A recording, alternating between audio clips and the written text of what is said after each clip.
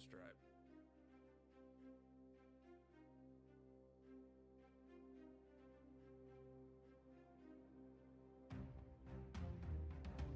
Soundstripe.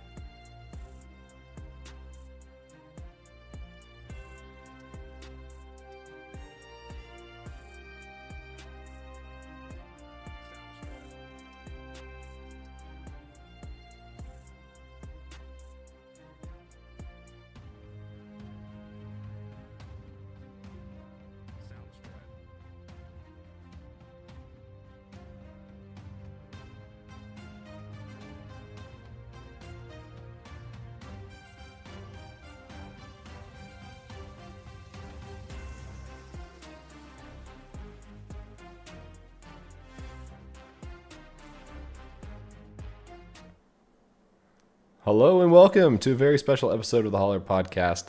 Since tonight is our last episode for Season 2, we have a lot to cover.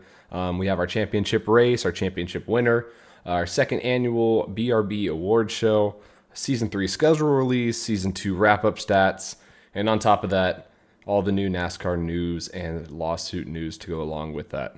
Hell are you doing, Carl? Fireworks. Those are Spirit fireworks. fingers. Hands. These are not spirit fingers. These are spirit fingers. I'm sorry. Some All people right, might be girl. too young for that. Well, we have a lot to get covered tonight, so let's get started. My name is Stephen Borbell, the driver of the number 2 Ford Mustang for Next Level Motorsports, and I am joined by 2 drivers as well. I was trying to think of a different way to introduce y'all, but Richard, how are you doing tonight? Doing good until you introduced us like that. That was a questionable introduction, but how's it going, everybody? Richard Wolfsford here, driver of the number 56 Stintz-built Camaro for Limitless Esports, and the guy over on that side, on the very far end, that was doing the spirit finger firework weird stuff. Yeah, I'll let him talk now.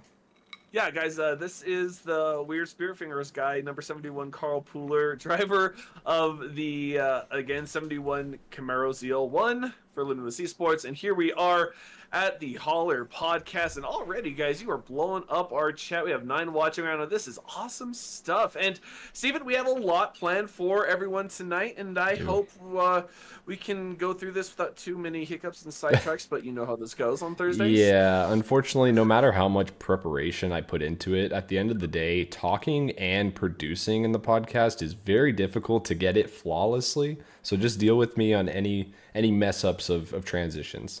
So You know, We have you been need doing this to- for 2 seasons, and you still haven't got these transitions well? dude, no. You know, Steven, what would be great practice is becoming a DM, Dungeon Master for D&D. It would give you that no improvisation, also the script Screaming. and everything. It would be good. Dreaming helps. Yeah, that's just too much work. I don't have the time for that. I don't have the ain't nobody got time for that. Aside from the sidetracks that we just did, but But no, just want to give a quick shout out to obviously our season 2 sponsors and beyond. I believe majority, if not all, are coming back for season 3. but obviously Butt Kicker, the leader in haptics, Sundance Pizza, Idealise, Ascendance Trucks, and Advanced GG Supplements. If interested in Advanced GG Supplements, please visit www.advance.gg and use promo code WolfXLive10 for 10% off your order. Any proceeds for your transaction goes directly to funding the BRB Racing League. That it does. And yes, Hernandez, we are definitely underfunded. Adam, you need to do something about this. Underfunded. That's just the cold hard facts. They want it. We need better production. Adam, get to doing it. Yes, and before we get into this past week's race, obviously Florida and the South in general have been affected by some pretty gnarly hurricanes over the past week or two. And our hearts go out to anyone affected and living in the areas. I know we have several drivers, especially affected by this most recent one. And as far as we've heard, that good news regarding, I know Dustin said he was safe. I haven't heard from Rev yet. But we're waiting to hear back from Rev. I know he evacuated, so hopefully we get some good news there. Rev is good. He said family's fine. Awesome. He was, when I texted him earlier today around lunchtime, he said he was going out to his house to assess the damage. So awesome. As of around lunchtime, him and his family were doing well. Well, good deal. And No power, but well, that's fine. I mean, that'll get fixed as time goes on. But as long as they're safe and they're taken care of, that's all that matters for now. But we continue to pray for those people, and if you would like to donate to those impacted, please just visit www.redcross.com/donate. And yeah, without further ado, we can get into it. So this past week, we had our championship race at Charlotte Motor Speedway, the Butt Kicker 300. It was race 5 in the chase, and man, Mason dominated that race. I think we lit a fire under his butt, and he went out there. He led 168 of the 200 laps. I believe he got the pole. He won the first stage, won the second stage, and won the race. That Absolutely is his amazing second performance. Grand Slam, as it were. I was looking at some stats today, and I think his other one was at Iowa or something like that. But that is the second really Grand Slam, all of 63 points. So the sweep through that, and I think the only other driver to do that was Gavin at one of his wins earlier this season. So yeah, Steven, he had a point to prove, and he proved it. I think he really wanted that, and he kind of let go of all that distraction and drove, and he dominated. It was very convincing performance for that championship. It was a fantastic way to end the season too, for him, just to come out and make his statement saying, I'm the season 2 champion, basically, by just doing what he did in this final race to ensure he took that home. Man, it was an impressive run to watch. Yeah, truly indeed. And everyone's saying that we we were wrong, and he took it personally because we were wrong. And honestly, good for him. It's good to see. Whatever motivates you, yeah, right? Whatever motivates you, and it worked for him, and I can't complain too much about it. I'm going to read off the top 10 real quick. So like I said, Mason Houseman ended up winning. He was able to save his tires on the long run and still be fast the whole run, unlike anyone else was able to. Johnny came close there at the end, finishing second, but he knew he needed more than just to win the race going into that last stage because how the stage just shook out. Johnny was a little bit back further in points. But Johnny Wood coming home second. Dakota Camper with a great run. He was fast all night, finishing third. Adam Buzzio fourth. Brendan Maddox fifth. Jared Hughes sixth. Richard Wolsifer seventh. Carl Pooler eighth. Nicholas Renner ninth. And Zachary Maddox rounds out the top 10. So, yeah. Like I said, Dakota Camper, I think, was a big, not necessarily shock. I think that's a derogatory term in this scenario. Dakota is very fast, but he did surprise some people of, oh wow, Dakota's really got this long run speed figured out, and surprised a couple guys. I think Nick being in the top 10 is also a little surprising, if you ask me. Spotting for him in a race earlier, and he did not get a top 10, is all I'm going to say.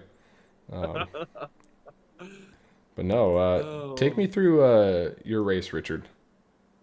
It was just not really an exciting race, really, back where we were. I mean, it was a little bit of a hornet's nest for a little bit, but once we kind of got separated from each other in the back, it was just kind of driving the race. The full first stage, I was driving in 5th gear the entire time. Did not realize that downshifting to 4th was a strat or a thing to do. So Mason told me and Carl about that going into stage 2, and we're like, wait, what? You're downshifting? Like from the start or like later in the run? He goes, no, from right off the get-go. We're like, okay, we'll try that. So, I mean, maybe it saved the tire saving better for me, but I didn't see an overall speed increase for me, maybe for longer run. But, I mean, overall, it was just kind of honestly, just a boring race for me. It was just kind of sitting in, I qualified 6th, finished 7th in stage 1, 2, and the final of the race. So it was just kind of driving around. It was still a lot of fun. You know, it was, I love these longer races that we have.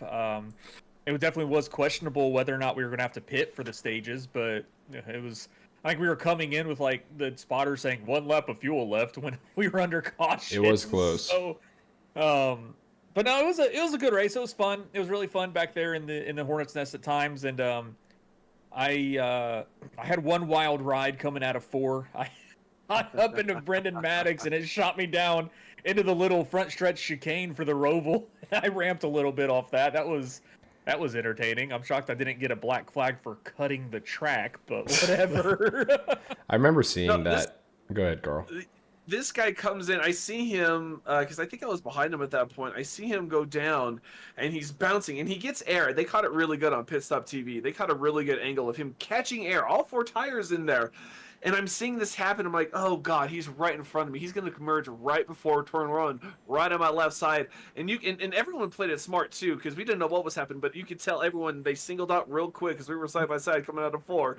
We singled out real quick, and everyone went to the outside to give Richard plenty of room. And the fact Richard didn't even lose more spots is actually really impressive to how he saved that race. It was one of those races. I kind of had the same thing as Richard. I was disappointed in my speed. I thought I was going to have a little bit more. But I struggled with speed and grip all night, it felt like. I qualified 11th, finished 8th in the stages, in both stages and the race. So I kind of just was where I should have been. Again, I like the long races as well, and it was uneventful. You had to do some strategy, and I think the one strategy play I could have made to make up spots, I messed up because I stayed out too long on the old tires and just didn't have the speed to gain that time. So I really should have pit when like Adam and Richard and Jared all pit and try to make whatever I could out of that. But overall, I'm not upset about the race. It kind of went the way I expected it to go, and it was good to see a championship race only have 1 caution per incident. That was also somewhat refreshing. so. It was a typical Charlotte race.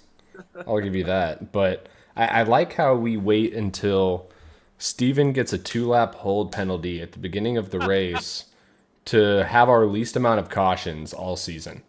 I don't know how that works.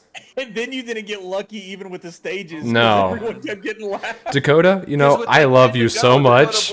But Dakota, twice in the first and second stage, you got lapped with just a couple laps left in the stage. And I'm like, oh, man.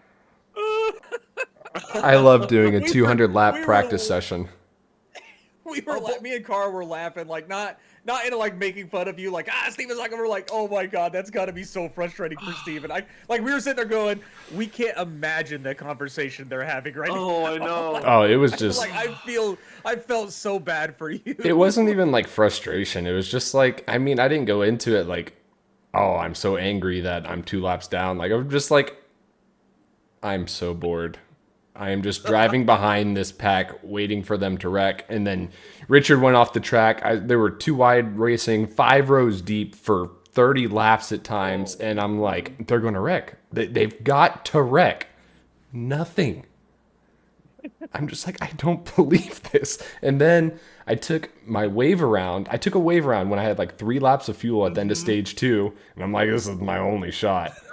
And we went green to start stage 3. I had to pit, unfortunately, and I think 2 laps later the caution came out, and I'm like, of course. So, Dakota, don't feel too bad about it. It really was not that big of a deal at the time. I was just like, man, if I can just get on the lead lap, I want to race. I love Charlotte, but And and I was actually expecting a lot more, I should say, incidents. Because I felt like, especially the energy and how everyone was talking up this race in the Discord, I was really, and the way Monday went, I don't think we went more than 15 laps on a green flag. So I was kind of figuring, maybe we're going to have a really interesting race on our hands. We're going to have some incidents going to shake up the field. And it was, exact opposite. I so agreed it to was, Dakota. so it was really odd to see that. I think Richard, you and I, it was lap 45, and we're like, dude, we haven't had a caution at all on this stage. How this is impressive, but we're like, man, this kind of sucks for Steven because I know exactly that Steven will want to be racing, but man, not for lack of trying. I know there was a couple of races, battles between me and Zachary Maddox, Jason Bottoms. I think we got close a couple times. Jared and I were side by side a little bit. There was a lot of good battles. When they were battles, they were good, and that just really showed who could save their tires and who conserved and tried to make it last longer. And there were some changes, but overall, yeah, it was a fun night. I really enjoyed it. And I think that's kind of why we chose Charlotte as a finale race for season 2, because it doesn't necessarily have a wild card element, or it's not a random caution fest. Typically, I think when we ran it last year in season 1, we ran it as our long race of 270 something laps, and I think we only had 3 cautions for incident, if I remember correctly, something like that. Usually it goes as a good race, and it was a good race in racing terms. Mason had great battles with Johnny at times, and I know there were other battles for the lead or even top spots, and then even after, I don't know what, from like 6th to 13th, 14th ish, that battle was going on all night long, and I got a front row seat to it, which was awesome at the time. And there were lots of little bangs and bumps, but nothing egregious. Everyone was just racing aggressive and good. So it was a great race overall, and no real complaints about it. It's kind of weird that we're kind of complaining in a way of no cautions, or maybe just not expecting it, knowing how Martinsville went. It was just a tale of 2 races. This also could be an after effect of how Martinsville went. We had 24 cautions. We did not want another one of those, caution-filled races, and everyone was really cognizant of the fact that, hey, we have a championship race. There are 5 people fighting for this. I mean, I know even though you were 2 laps down, there was a couple times I saw you coming on my mirror. I might have fought for a lap, but after that, I was like, oh, Steven's fast. I'm just gonna let him go by. Yeah. And so.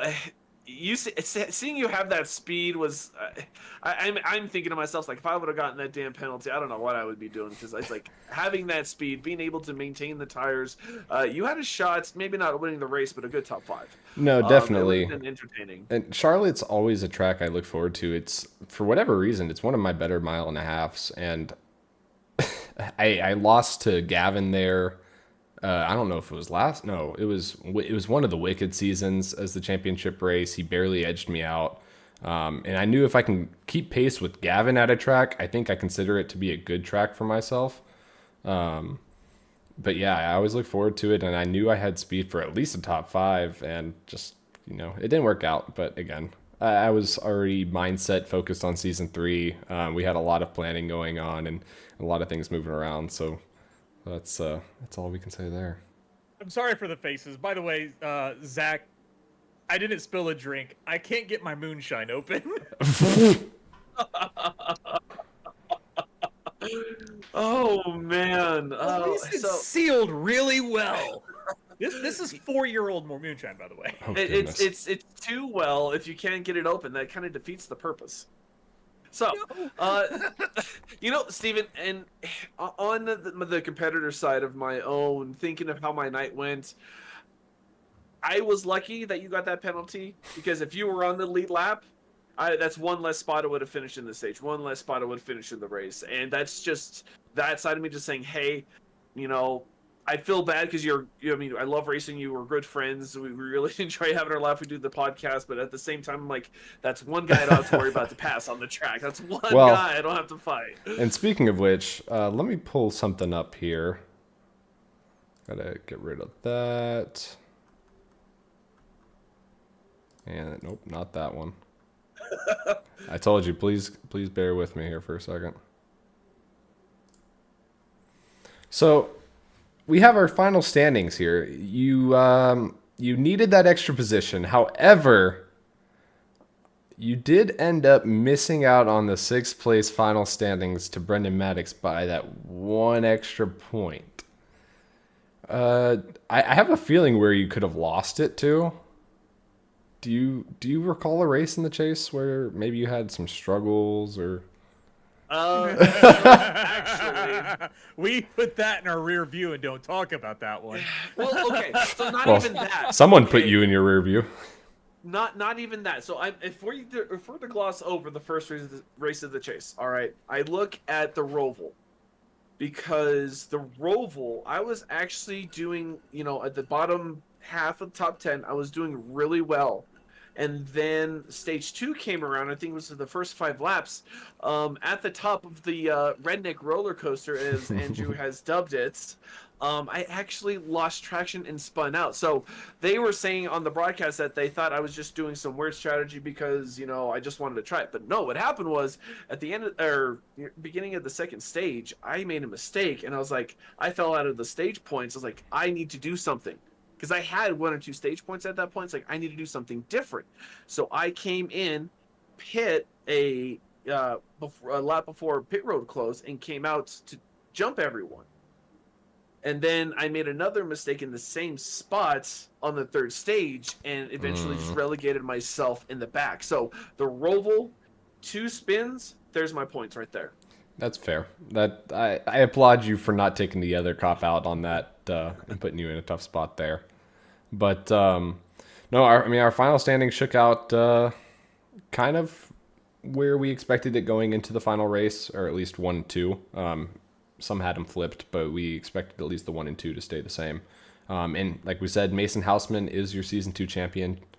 So big congratulations again to Mason. Great season all around. We'll get into some awards later that he may or may not have won as well. But no, great season. He was very consistent for most of the part, especially at the beginning of the season. Once he got that first win, they all started coming along, and then he picked it up in the final 2 races where he needed to. Johnny Wood Jr. finishing second in the regular season standings. End of the season standings, chase standings, whatever you want to call them. Absolutely great season from Johnny. I think we all knew when we first saw him in these recruitment races getting ready for season 2 that he was going to be a problem. And he sure was, and he battled till the very end. Very, very quick and very good all season, so congratulations to him. Adam Buzzio, forever third. Fitting to his name. He technically ended up tying Jared in points, but Adam did get the tiebreaker because he had 7 second place finishes to Jared's 1. So yeah, Adam coming home third. I guess we should have expected that going into this season. But again, I could say great season to all of these guys. I'm gonna stop saying that now. But Jared Hughes 4th to finish the season. I think that is Great season from Jared. Yeah, Oh, dude. That's a surprise. The win at Richmond too. Jared, and it's crazy. It's really Jared. I feel has a spectrum of tracks that he's really good at, and others that he's not so good at. Because I remember just a couple of weeks ago that I was passing him. He was really struggling, and then come Martinsville, he's or maybe it was Martinsville that I was getting around him not too easily, but just typical trying to get around it. But then come Charlotte, and I think it was Vegas too. He's right there. He's pushing hard. So it's if Jared can maybe balance out some of that. There's some inconsistencies in there. Consistency. Yes. There you go. Consistency. And I think that was a lot of like what I was saying. Maybe it's not necessarily surprising that he finished 4th. I think we know he always had the talent and the skill to be up there in the standings. However, season 1 he had just inconsistencies at times in certain tracks, and I think he's really worked on his craft and gotten it better. And season 2 showed that. So congratulations to Jared. Myself, Hey, real quick before we continue. Cheers! I finally got the moonshine open. Congratulations and cheers. Myself finishing in 5th. I don't have many words to even say about it. But Brendan You Maddox. finished ahead of me, right? I did finish ahead of you. That is correct. And Richard. Oh, see, there you go. I mean, Two for one. at the end of the day, I'm going to be honest. 5th is a little disappointing for me personally. But I'll take it. I will take it. Brendan Maddox 6th. Great season for Brendan. I mean, again, Brendan last season I think was also inconsistencies, I think, are another term that could fit him as well. So Well, he also so improved his average running, I think. well, not only that, I think Brendan still has that edge of aggressiveness. He will send it. He will try and maybe make a hole that isn't there. But I feel like Brendan is also smarter about it. And I know he's listening to this, and I hate to admit it to him in his face, but I think Brendan's become a smarter racer. He's gotten a little more comfortable in how he wants to approach a pass and approach a corner. And I think that's what's really helped Brendan, especially the second half of the season. And it's shown. He hasn't lost that edge. He's just been able to refine it, and I really applaud Brendan for that. Yeah, he has a. Yeah, he did. He did improve quite a bit, especially in the championship run. A lot less bumper usage when trying to turn. So it was a lot more comfortable to drive around him near the end of the season. It was great to see. Like, we love seeing that drivers improve like that. I mean, I was there at that one point also where I was just a wrecking ball. I mean, I had the one race that I was also Richmond. Shut it, okay? I am a lot better than what I was 4 years, 2 years, 4 seasons ago, 4 seasons ago, 5 seasons ago. Whatever. It's been a couple of years.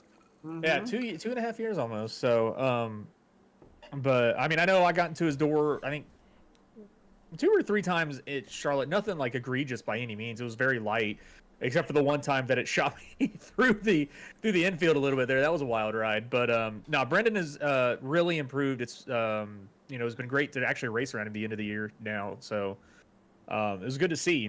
Finishing 6th there in front of Carl. I'm very disappointed in Carl. He needs to do better.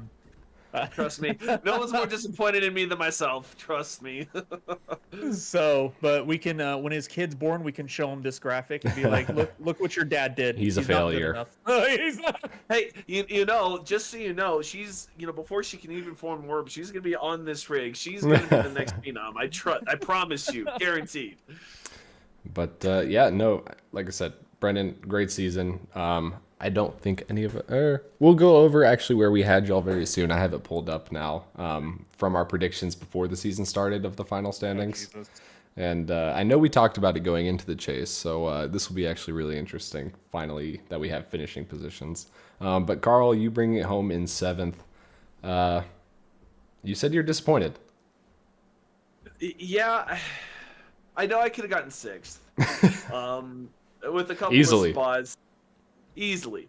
5th, though, Steven, I think overall you were just on average faster. You were able to capitalize on stage points better than I was. I think the big issue is I need to learn to qualify. I cannot qualify very well at all. Once I get into a pack, once I start running, it is totally fine. But I cannot qualify, and I think that's one thing I really need to work on going into Season 3. And you have a really good point there, Steven. How did no one ever think that is Rookie of the Year? I don't. Very good question. That is a great question. We literally talked about, like, should we add any more awards? Nothing ever came to my head. Exactly. I mean, there are a couple more Out of than emergency. what. Yeah. Well, wait, hold I on, mean, hold yeah, on. Johnny technically, wins. I think, yeah. That's a great point, Jared. Think about where we were at the beginning of the season versus where we are now. It's even from last season. There's really not a lot of change. So a Rookie of the Year with the car count we had, especially early on, would be tough. But yes, I do agree. If there would be a Rookie of the Year, my vote would go towards Johnny. We did have a lot of rookies, relatively, Dakota. I mean, I think off the top of my head, I think we had at least 5 or 6. I don't even want to go through and counting them, but I would say we did have a handful that could have. But now that you mentioned Johnny being a rookie, I think that automatically, unfortunately. I think it's just because he melded so well with everybody that we Yeah. just thought he raced last He's been season. here the whole He was time. in the Yeah. recruitment races from, I believe, like the first one, basically at the end of season 1, and it kind of just felt like nothing had happened, and he just joined in at the end of the season Well, last I year. mean, he just like Richard said, he really melded with everyone like seamlessly. Even during the recruitment races, he would just come in, race. If he get wrecked out, says, "Oh well, that sucks. I'll catch you guys later," and then we'd see him next week. So yeah, it Yeah. was. Jared's just one of those guys. He doesn't say much. He doesn't Johnny. talk much. Johnny, jeez. That's right. I don't know why I said that. Jared talks too much sometimes. What am I talking about? Love you, Jared. But no, Johnny just doesn't say much. He comes in, races, does well, and takes off. So it's one of no reason, no wonder why we're like, huh, Johnny, forgot about that guy. Yeah. But no. 8th place, Dustin Stallings. I know he did end up missing a race in the chase, or 2 races, I believe, actually. No. No, he just missed Charlotte, I believe, because of the hurricane. Was it just Charlotte? I knew there was another one who was like questionable. Whatever the case is, I think you're right. No, I think Brendan was questionable for Vegas, but he ended Okay. up showing up and still getting points. He was just late. got you. So I think Dustin made every single race except for Charlotte. So, Brendan brings up a good point. He would have finished higher if the hurricane didn't hit. I agree. He would have at least had, I would say, 2 more spots, potentially 3 more. It would have been close there. At the end of the day, finishing 8th, with all things considered, I don't think Dustin's too disappointed with his season. I think we had him projected a little bit higher, but overall, a decent season. 9th, Evan Patinko. I know we were pretty high on Evan going into this season, and I honestly He's had thought a lot of bad luck. he has. This He has. season has been very unlucky. I thought I had an unlucky season. I went back and watched a bunch of our races, and he's just unfortunately in an incident early on and can't keep going. Not to talk about another league, but like there's another league he races that Pit Stop covers that he's just not had good luck in that league either. It has not been his couple of months of sim racing, and we know he's got the speed to be up there further. So hopefully that luck turns on its head to get some good luck going into season 3, man, because I want to see Evan up there racing, for those top 5s and higher. Exactly. And next year when we have to do the our picks for the the chase top 10, it's going to be very difficult. I can Hard. tell you It's gonna be that. We thought it was difficult this season. It's only going to get harder. I mean, right we're off the top- projected to have 30 to 35 drivers. Yeah. I mean, right now, off the top of my head, there's like 13, 14 guys I can try and fit into the top 10. Yeah, easily. How do you do that? Easily. But and then rounding us out, Richard Wolsifer in 10th in the chase. Richard, how do you feel about your finish to the season? I know you did miss Martinsville. I missed Martinsville and half of Dega. And half a day. So I feel I could have done a lot better. We didn't start off on a good foot, sadly. The entire team didn't. So that was a really rough Vegas race. I mean, it started out great. And, me and Carl were running, about where we expected to. And it just, unfortunate situation happened. And then Talladega had some, real life stuff that happened that I needed to get off about halfway through the race. Which my dogs are fine. If anybody was wondering, my dogs are fine. They're alive. They're just shitheads. I hate them. Fair. So that was a bummer, and I didn't have to miss Martinsville, but I made the decision to not take like a computer and a steering wheel setup to family vacation because I was like, mathematically, I could still keep some points and still be in the chase, but I was like, realistically, it ain't gonna happen. So I was like, I'm just gonna enjoy family vacation. I'm not gonna bother with it. So the only reason I missed Martinsville was just a executive decision by me to just enjoy family vacation. Chose a good race to miss. I don't know. I like Martinsville. And see, I feel like Martinsville, especially on the iRacing side, kind of falls into the category of like a Daytona or a Talladega. I'd say it's even worse. You really never know what can happen. I finished 4th there, and I think I had like 8th place speed if I'm lucky. So it was one of those situations where if you can capitalize and just maintain, not make too many mistakes, but just kind of cruise, you can have a good finish. And so Martinsville is definitely a weird one when you play it on the sim. Yeah, and we'll see if Martinsville's on that season 3 schedule here Stay shortly. tuned. Stay tuned. And just Spoiler. to give everyone give everyone an update, the order of stuff that we'll be doing, just to keep you in tune. We're going to be going over the rest of these standings. We're going to compare our standings predictions that we had at the beginning of the year with these standings.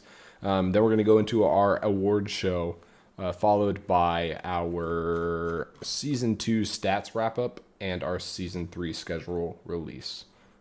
So, yeah. But with that, we can get into... Bang. These were our predictions from this season. Let me see if I can put it on the big screen. I can.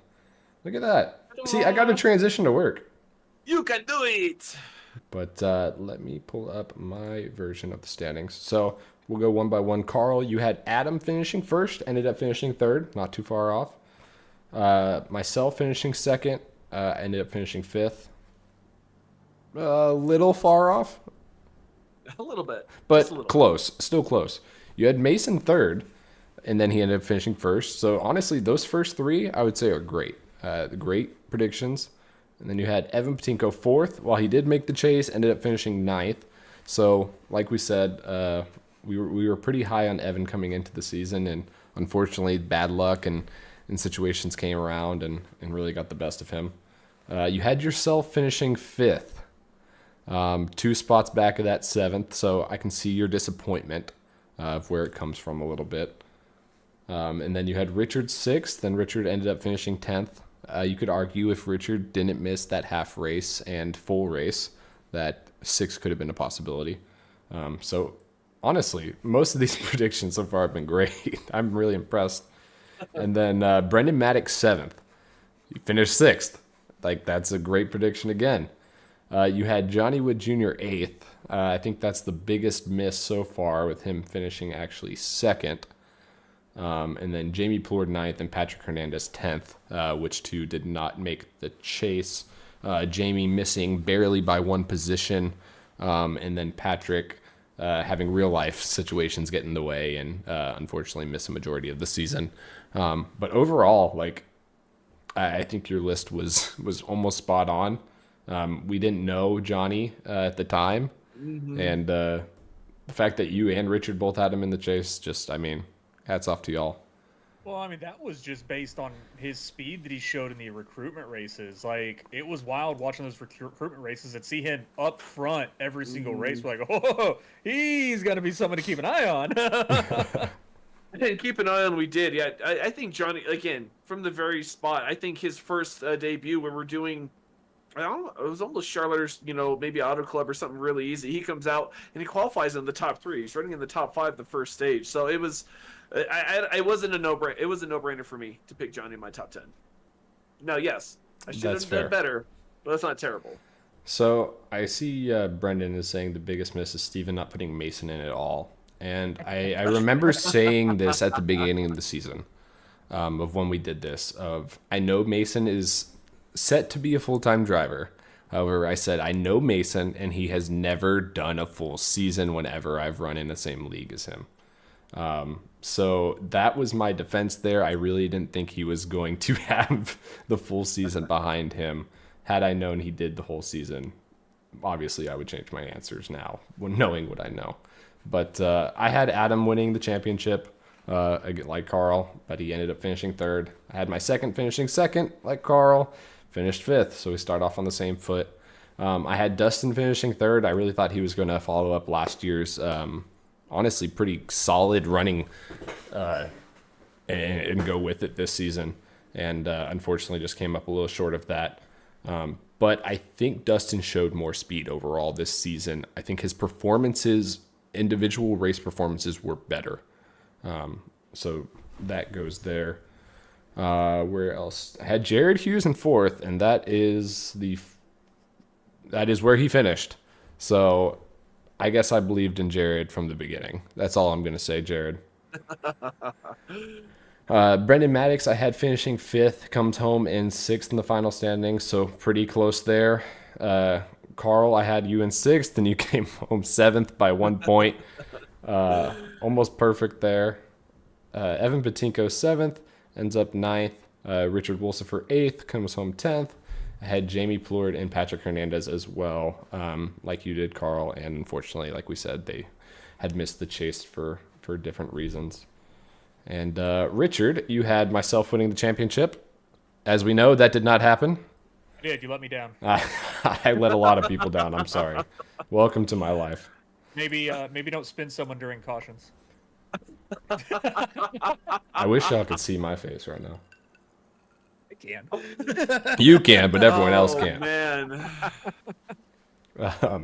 Dustin Stallings in second, so you were on the Dustin hype train as well early on in the season. But like we said, unfortunately, 8th. Adam Buzzio 3rd. Ding, ding, ding. Perfect. Bingo. Forever third, Adam. Forever 3rd from the beginning. Evan Patinko 4th. Came home 9th. You had Johnny Wood Jr. as the highest of any of us in 5th, but he still proved you wrong and got 2nd. He did. So big kudos there. Jared Hughes 6th, but Jared finished 4th. You had Mason Houseman 7th, and he is your champion. He was. I knew he was fast. I had a feeling he was still going to be in the top 10 just based on the number of drivers we had still at the time. So he definitely outperformed my overall expectations. That is fair.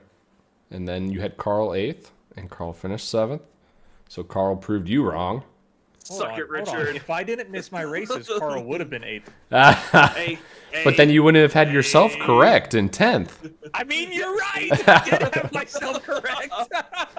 So looking back, it looks like Richard had 2 exactly correct. If we're going just based off exactly correct, I had 1 exactly correct, and I think Carl had 0. I had 0, yeah. No, I win again on this list. So you do win again. Richard got 9 out of the Correct. 10. He only missed Jamie instead And you of and I Evan. got so really 8. 8. So I think Richard Wait. wins this season's pick'em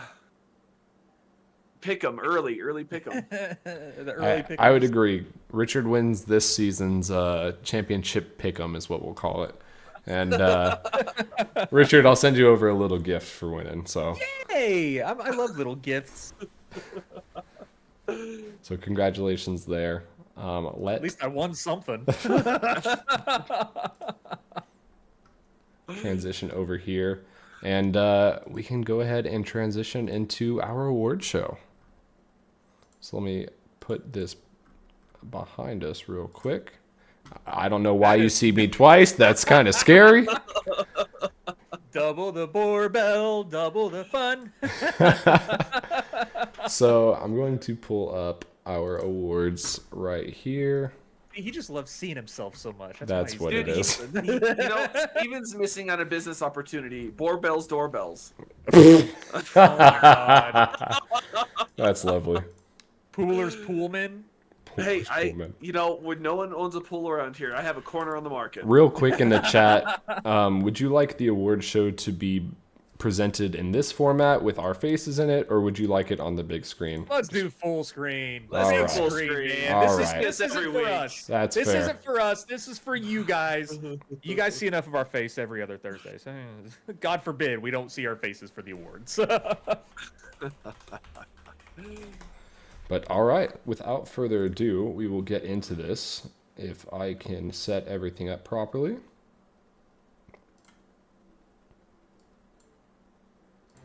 Zachary Maddox goes, Wolsifer's Wolves? I'm like, yeah, well. I don't know if that has the right ring to it. All right, hello and welcome. This is the Season 2 Awards BRB Racing League Award Show. I am your host, Stephen Borbell. I am joined by my co-host, Richard Wolsifer and Carl Pooler. We thank you all for being here, and let's get into the awards this evening. So our first award of the evening is our Iron Man Award. There are 6 different winners of the Iron Man Award, and the Iron Man Award, for a quick update, is basically someone that attended every race this season. So we had 18 total races this season, and there were 6 drivers who attended all of them. So it's essentially a perfect attendance award, if anything less. However, if you want a copy of your award sent to you directly so you can print it, just get with me after, and they'll also be posted in the Discord after. But without further ado, let's get into it. I'm not going to do any drum rolls for these because these are not the highlight awards, if you say. But our first award winner is myself, of course. Of course I put myself. My plan on these, I was supposed to go numerical order, but then I stopped doing that. But Quick, when did you run that scheme? Atlanta, when I also went down a lap and never got it back because there was not another caution for 150 laps. Hey, you know, Steven, I do want to point out it's good actually you started with yourself because you have ran the most laps by 4. You have ran 2,773 laps. Look at that. Johnny Wood Jr. comes second at what was that? 2,769 laps. So There we go. you are definitely the right person to start this out on. And as a professional statistician, Carl Pooler, who loves his Excel spreadsheets. Yes, thank you, I Carl. have no idea. I'm a magician with Excel. All right? And then we move on to our second Ironman Award winner of Season 2, and that would be Brendan Maddox. Congratulations, Brendan. Thank you for being here for all of the races this season. We truly appreciate it. And you can see that award in Discord later this evening. Well, I mean, not only that, but you know, we mentioned it earlier. Brendan's racecraft has gotten better. He's been making better moves on the track, and you can only make those moves when you practice, when you get on the track and you actually race. And he puts in the work, and it's been very beneficial for him. And good job to Brendan for putting in that work. And love to see y'all for all 18 races. Love it. And our third Ironman Award, you probably already saw it, but we will do it again. Evan Patinko. Congratulations, Evan. Like we said, unfortunately, luck did not go your way a lot of the time this season. However, you stuck it out and you attended every race. So thank you for that. Our fourth award of the Ironman Award is Carl Pooler. Our very own Carl Pooler. Speech. I want to thank my loving wife for letting me come out every Tuesday night and race with you guys and not miss anything. I'm really glad she's pregnant because it's really limited our vacation opportunities in times out of town. So I just get to put my time and energy into this, and I love racing with you guys. I hope I can do it again next season. Of course, and congratulations, Carl. Thank you to my teammate for my awesome Nope. games. Oh, well, okay, that's fair. You have to. Richard is the painter of my schemes, and he's the one who's set up everything these magnificent shots that Steven has set up. But yes, Richard is my go-to guy for schemes. Oh, Carl, you didn't have to do that, man. I appreciate it. Oh, man. Hey, I had to give you a shout out earlier. One of our new guys came out and he quoted my gradients picture from the other night. He's like, "Who did this?" It's like, "Oh, this is Richard," and you didn't even respond, so you're rude. Oof. No, he messaged me before I had a chance to respond. Oh, really? Gotcha. But we move on to, I believe, our fifth Ironman Award winner of Season 2, and that would be none less than Jared Hughes. Like we said, Jared, I think, came to play this season. This is the picture when he was with Maverick Motorsports. I felt to go with this picture because that was how he joined this season. And no, great job, Jared, for sticking it out week in, week out. He's quiet at times, but he's always there. He's also talkative at times as well. He is also very talkative at times. You know what? I gotta give Jared the funny man, the unofficial funny man, because he can come out and he says some of the craziest crap, and it just makes you laugh. You know, litter rip tater chip. I'm still in that one. That's one of my all-time favorites. He just comes in every time and just has a great attitude. I love racing Jared. So congratulations, Jared. And we'll move on to our final Ironman Award winner of Season 2, and that is our unofficial Rookie of the Year as well, Johnny Wood Jr.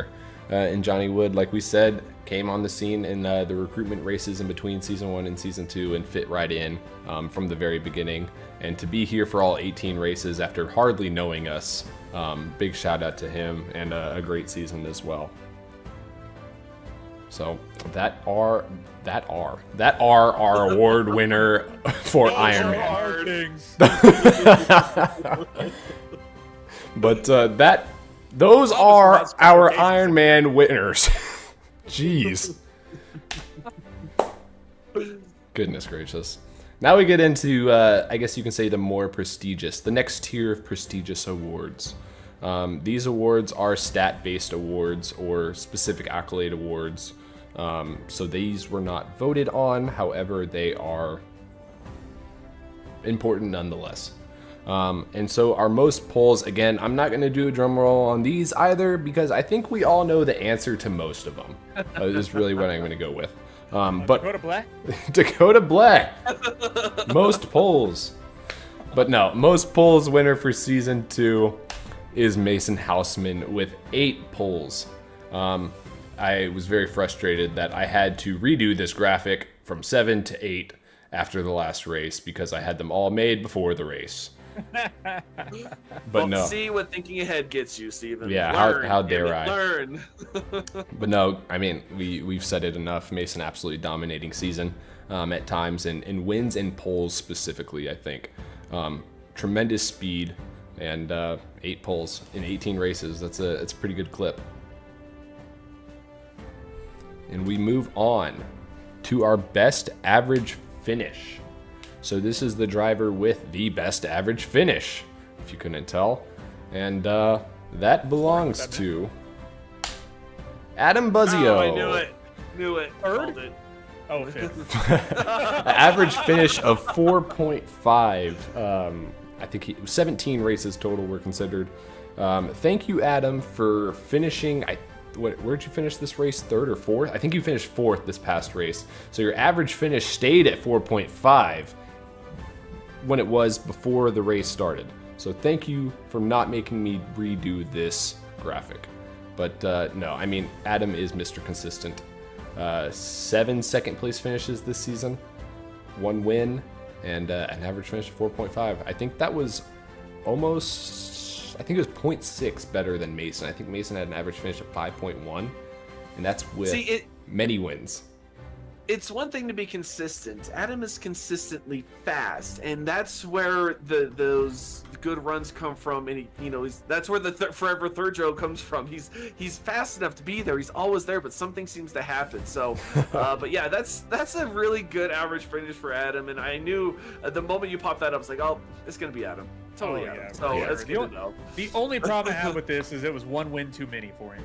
No. That's tough. No, I was glad he got that win. Change the consistency. His consistency is amazing, and it's something to, definitely look up to. Richard, just for that comment, he should have put you in the wall at least once next season, with as many times as you've done it to him. I was about to say Richmond alone was twice. Well, thank you, Jared, for the comment on the music. I feel the music adds a little bit more fanciness, more pizzazz to the award show. I mean, it's a special occasion at the end of the day. But I'm going to put a petition that the Best Average Finish Award is renamed the Adam Buzzio Award in the future. Ooh, we'll have to put that to the vote. Did he get that last season also for Best Average? I think Gavin technically did. Oh, well. But, I mean, come on now. Come on now. And now we move on to our most wins. Again, this is another pretty obvious one, as we so stated. However, nonetheless, your most wins award winner is Mason Houseman with 7 wins on the season. 7 wins out of 18 races. Again, a great clip. So Mason with a dominating season, getting poles and wins at the same rate. So does anyone know if Gavin shared his grip hacks with Mason? Do we have the information on that? There was a lot of shared information in that scenario. Oh man, yeah, but no, you mean 18 races, 8 poles, 7 wins. That sums up Mason's season, and really, he didn't dominate at one track or the other. It was 1.5 mile short tracks. Super speedways are a rough one, but even road courses. So that just goes to show Mason's, spectrum of talent. He can win anywhere and everywhere, and he did. So exactly so. Congratulations to Mason. Congratulations indeed. And then we have our team championship this season. We had a team points format implemented for the first time in the Butt Kicker Cup Series. And that winner belongs to Next Level Motorsports. So congratulations to Next Level Motorsports for winning the team championship in Season 2. I love that Buzz and Sud scheme. That was perfect. I love that scheme. Had to promote Buds and Suds for him. So now he's got that poster he can just put up in his room and on Facebook. Chef's kiss. Chef's kiss. And I believe this is our last stat-based award. Obviously, we already talked about it. Not going to delay it much further. But your driver champion for Season 2 is Mason Houseman. Again, congratulations to Mason Houseman. Tremendous season. Great job. That deserves a round of applause from everybody. So there you go, Mason. I'm going to stop pumping your tires before... yeah. But now we are in our last segment of awards, and these are the awards that are voted on the drivers. So these awards, in my opinion, hold a little bit more weight than all the others because it says something when your peers vote you for something. You're held to a higher standard, a higher regard than just stat-based awards, in my opinion. And we have our most improved driver of the year. So these are going to get a drum roll for, and we're going to reveal. So without further ado, drum roll please.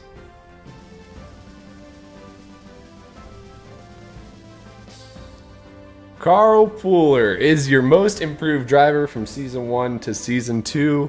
Congratulations, Carl. Another speech.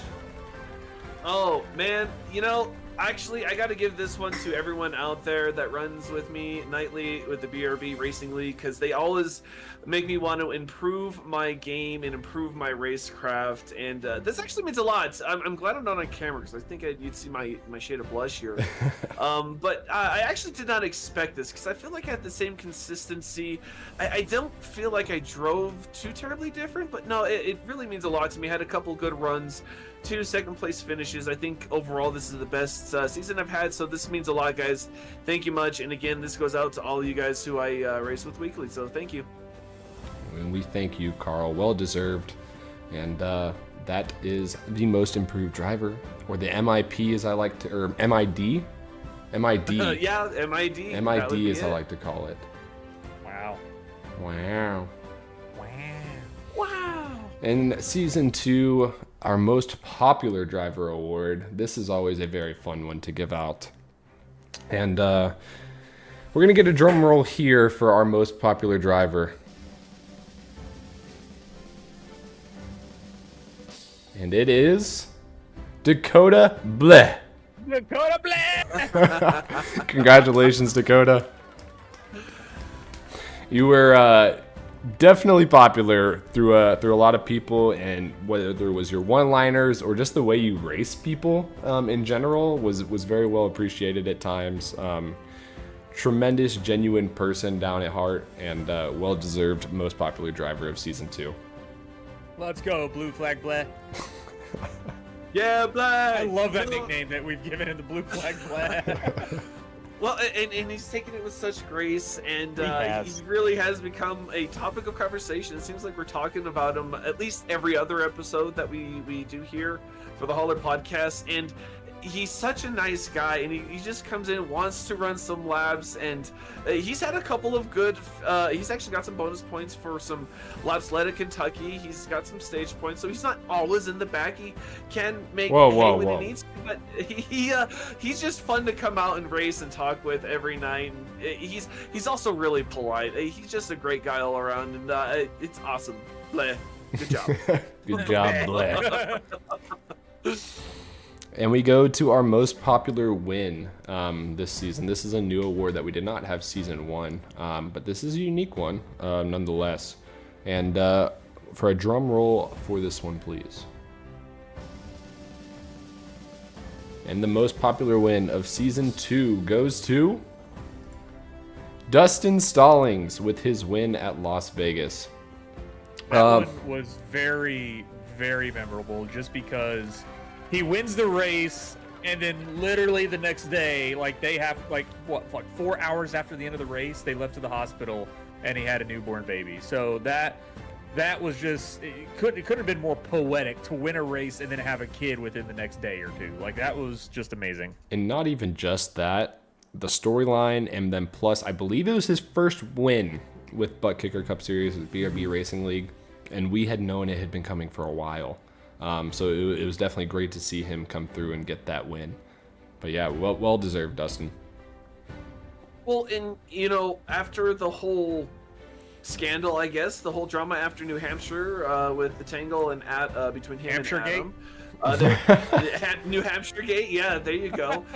He even came out and said, he wanted, after that incident, he wanted to approach racing differently. He wanted to change the way he raced, and he outright came and won that race. He worked hard for it. He raced really clean, maybe had a tussle here and there, but overall racing incidents, and he comes out with that win. And like Richard said, just the whole star cosmos aligned for this win, and I'm glad everyone else agreed.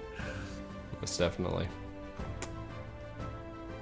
And I believe I think there's 2 awards left. So we are on our Radio Sweetheart. This could be defined as the funniest one or just someone that lightens the mood in the race, so to speak. So let us get a drum roll, please. And your Season 2 Radio Sweetheart Award goes to Patrick Hernandez. I don't think there's any shock. Even though Patrick was not here all season, it is Patrick. And Patrick, when he is racing, is hilarious on the radio, is all I'm going to say. We have his trademarked catchphrase at this point on his award with him. So congratulations to Patrick. Yeah, we haven't seen Patrick a lot. He actually came out and said he's been moving and transition, packing up and transitioning to another place. So, love Patrick. He says he's going to try and race some more Season 3, and I can't wait to hear more of that. I hate this bleeping track, so you have some time, Patrick, but we can't wait to see you back on track. You could even call that award the long-winded award, because when he queues up, man, it is not a short message. It is... You can expect to have that thing clogged up for at least a minute or two. Oh man! No, it's great hearing him every now and then. Like even after some wrecks or whatever, like people are getting mad, and all of a sudden, like it's just quiet. Rev does his thing, and all of a sudden, Patrick, I hate this track. It's like, yeah, there it is. And Adam brings up a good point. There was a race he had his race communications muted. I think that alone wins this award. But no. That is a very good qualifying piece of that. If you get muted once, you're doing something hot on the mic. Definitely. And congratulations, Patrick, on your award for Season 2. And our final award for Season 2 is our Meatball of the Year. So the Meatball of the Week is something that we do on the podcast weekly, and we pick our driver that maybe drove in over their head, had some incidents that were questionable, or got themselves into certain situations that were meatball worthy, you could say. So this is our Meatball of the Year award. Drum roll, please. The Modi. The Season 2 Meatball of the Year winner from the Holler podcast is Brendan Maddox. Congratulations, Brendan. Well deserved, hard fought all season for this award, and you persevered at the end and you got it done. Congratulations, and hope you can win it back-to-back years next year. Gonna put some spaghetti and meatballs on the roof of his car. Oh man. Meatball drawer. Just for clarity, the Meatball Award was voted on by podcast members and admin.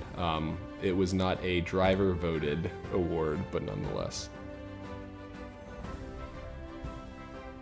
Thank you, Adam. We appreciate that. But yeah, that is our Season 2 award. So congratulations, Zachary King's gonna be stiff competition. Oh man, Next season has a lot of potential to be a really wild season. Who knows what can happen? But with Zachary King in the mix, anything is possible. I'll just say that. That's very true. They're gonna be battling for that championship all year. Hey, I will say this though, King has got some speed. If he can just get his craft under control, he's got some speed. And I think he could be an actual competitor if he can just stay out of trouble more. Well, I mean, That's a problem on its own. It takes a while. Freaking Jared says he's going for it next year. Good luck, buddy. But no, thank you all to all you drivers out there, and congratulations to our award winners. It's lovely getting the opportunity to do this with y'all. But don't go anywhere. We have a lot more in store for this evening. I will say this. The Meatball of the Year was based off stats, because I have a feeling if it was based off events, I'm sure a whole team would have got it for the first team implosion. No, wait a minute. If we're talking statistics here, Steven does have the most incidents. Technically, yes. Technically, if we're talking technicalities. However, that's invalid. That is a flawed statistic. That is a flawed statistic. Oh, All man. right. Sorry, this is my buffer while I bring up. Oh, Brendan, you need to order one of those Meatball of the Week award stickers from Rev. Sign it and then mail it to me. I will put that on my rig. Signing autographs. That is awesome. Sorry, I'm just catching up on comments real quick. But, I love this part because, you guys, love me for knowing the numbers. I love when Steven gets these all together and sets it up for us because it gives a little, at least to me, a little more perspective on how the whole season progressed. And it's really interesting when you look back at it from a larger view perspective to me. And not even that. This graphic that Steven puts together is just so cool. Like, you can look at numbers and see numbers or whatnot, but when you see it visually on like a spreadsheet that we have right here, this little PDF that he's got. Infographic chart. The infographic chart, yes. He's done phenomenal work. It's so cool to see these kind of stats. Like, these are stats when he did it season 1, I would never even thought of. Like, these are so cool. Very creative by Steven. So I'm ready to see what these are. Well, thank you guys. I appreciate the kind words. I have a lot of fun doing this. This is what I used to do in my free time at work for just random things that we had at work. So I'm glad I can finally contribute to it in a positive cause. But our season 2 by the numbers. Our first area is our number of drivers. So we had a total of 31 drivers participate in at least one race. I know it says season 1. It is season 2.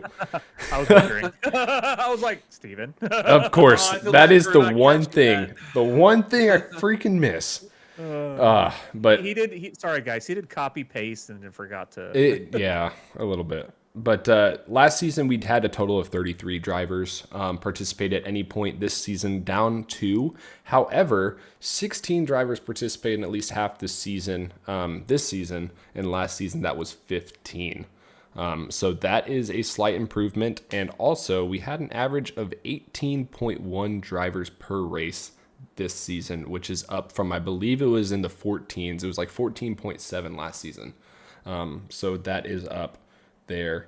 So congratulations there to everyone. That was a great league-wide effort for participation, and that's good Real to quick, see. I got to defend you, Steven. Johnny, he might eat bananas with the peel still on it, but That's you eat it for the wild. shape.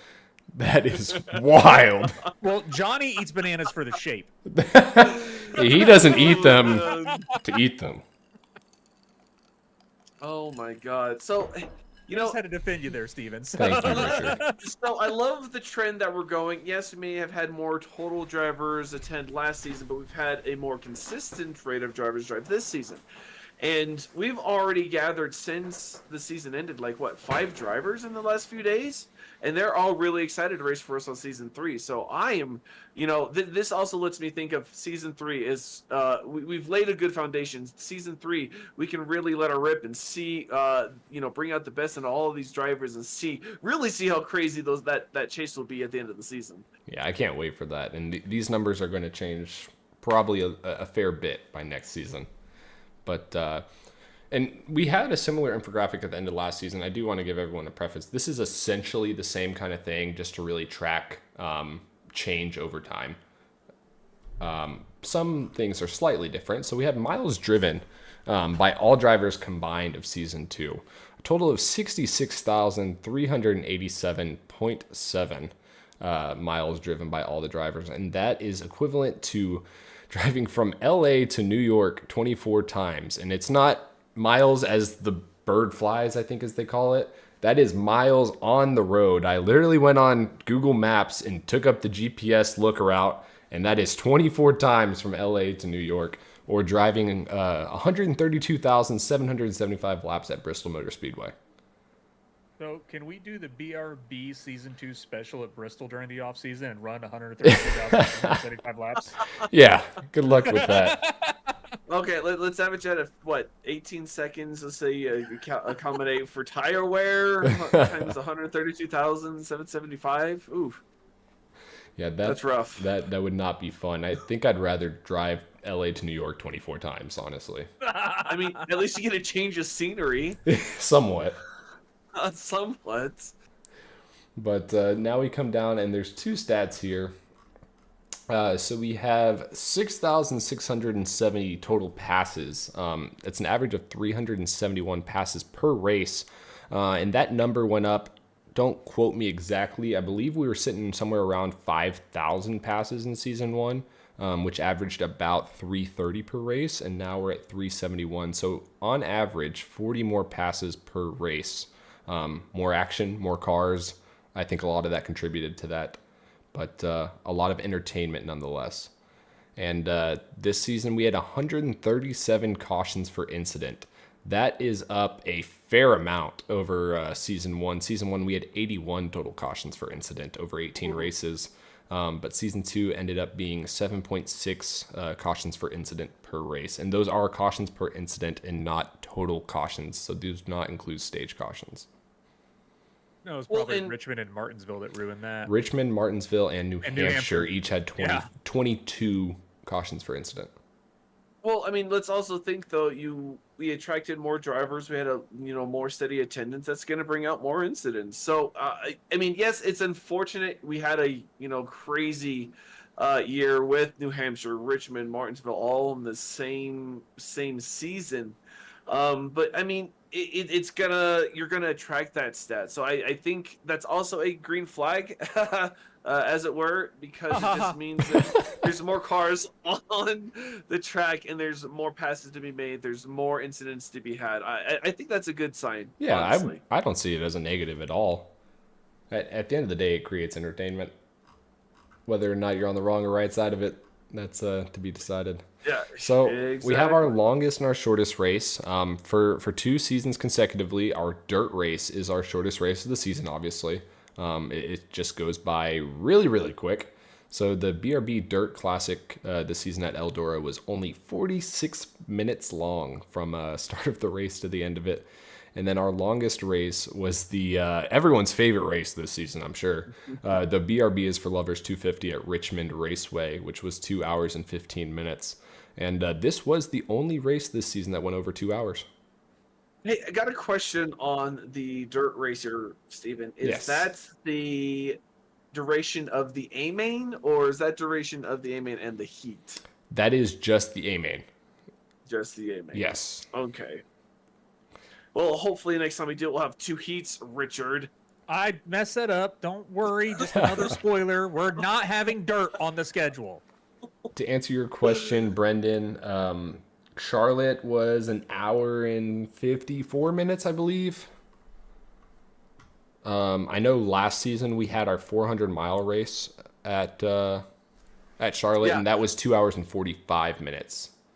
1 hour, 54 minutes, 4 liters, 9 lead changes, and we had 3 total cautions, so 2 of them per stage. There were a couple races that were close to this 2 hour mark, but I think I think New Hampshire was the closest to it because we had the 24 cautions, or total cautions at New Hampshire. But yeah, Richmond, a great race and our longest of the season. And now we get into my final 2. The last one is my favorite. And then we have our wins by manufacturer. So season 1, it was very heavily skewed towards Ford, thanks to Gavin Rogers. Gavin, everyone give a hand. We miss you. We love you. And Ford only had 4 wins this season, so a little disappointing manufacturer support there. Toyota with a big goose egg of 0 wins this season, due to the fact most of the time we didn't have Toyotas really running out on the track as well. But a big jump by Chevy, getting 14 wins this season. So a big discrepancy there. And then we have kilowatt hours of power consumed by computers to be approximately 196.28 kilowatt hours during. These are only during races. This does not include practices. This does not include anything else. Only during our races and our drivers. And that equates to roughly, on the national average, $31.40 worth of electricity consumed during our races in season 2. What average wattage are you calculating with this? Average wattage, according to various sorts, is 350 watts. Oh man, I think it's a little under. I mean, I run an 850. Exactly. But I guess technically, that's my capability, not necessarily what I'm pulling. Right.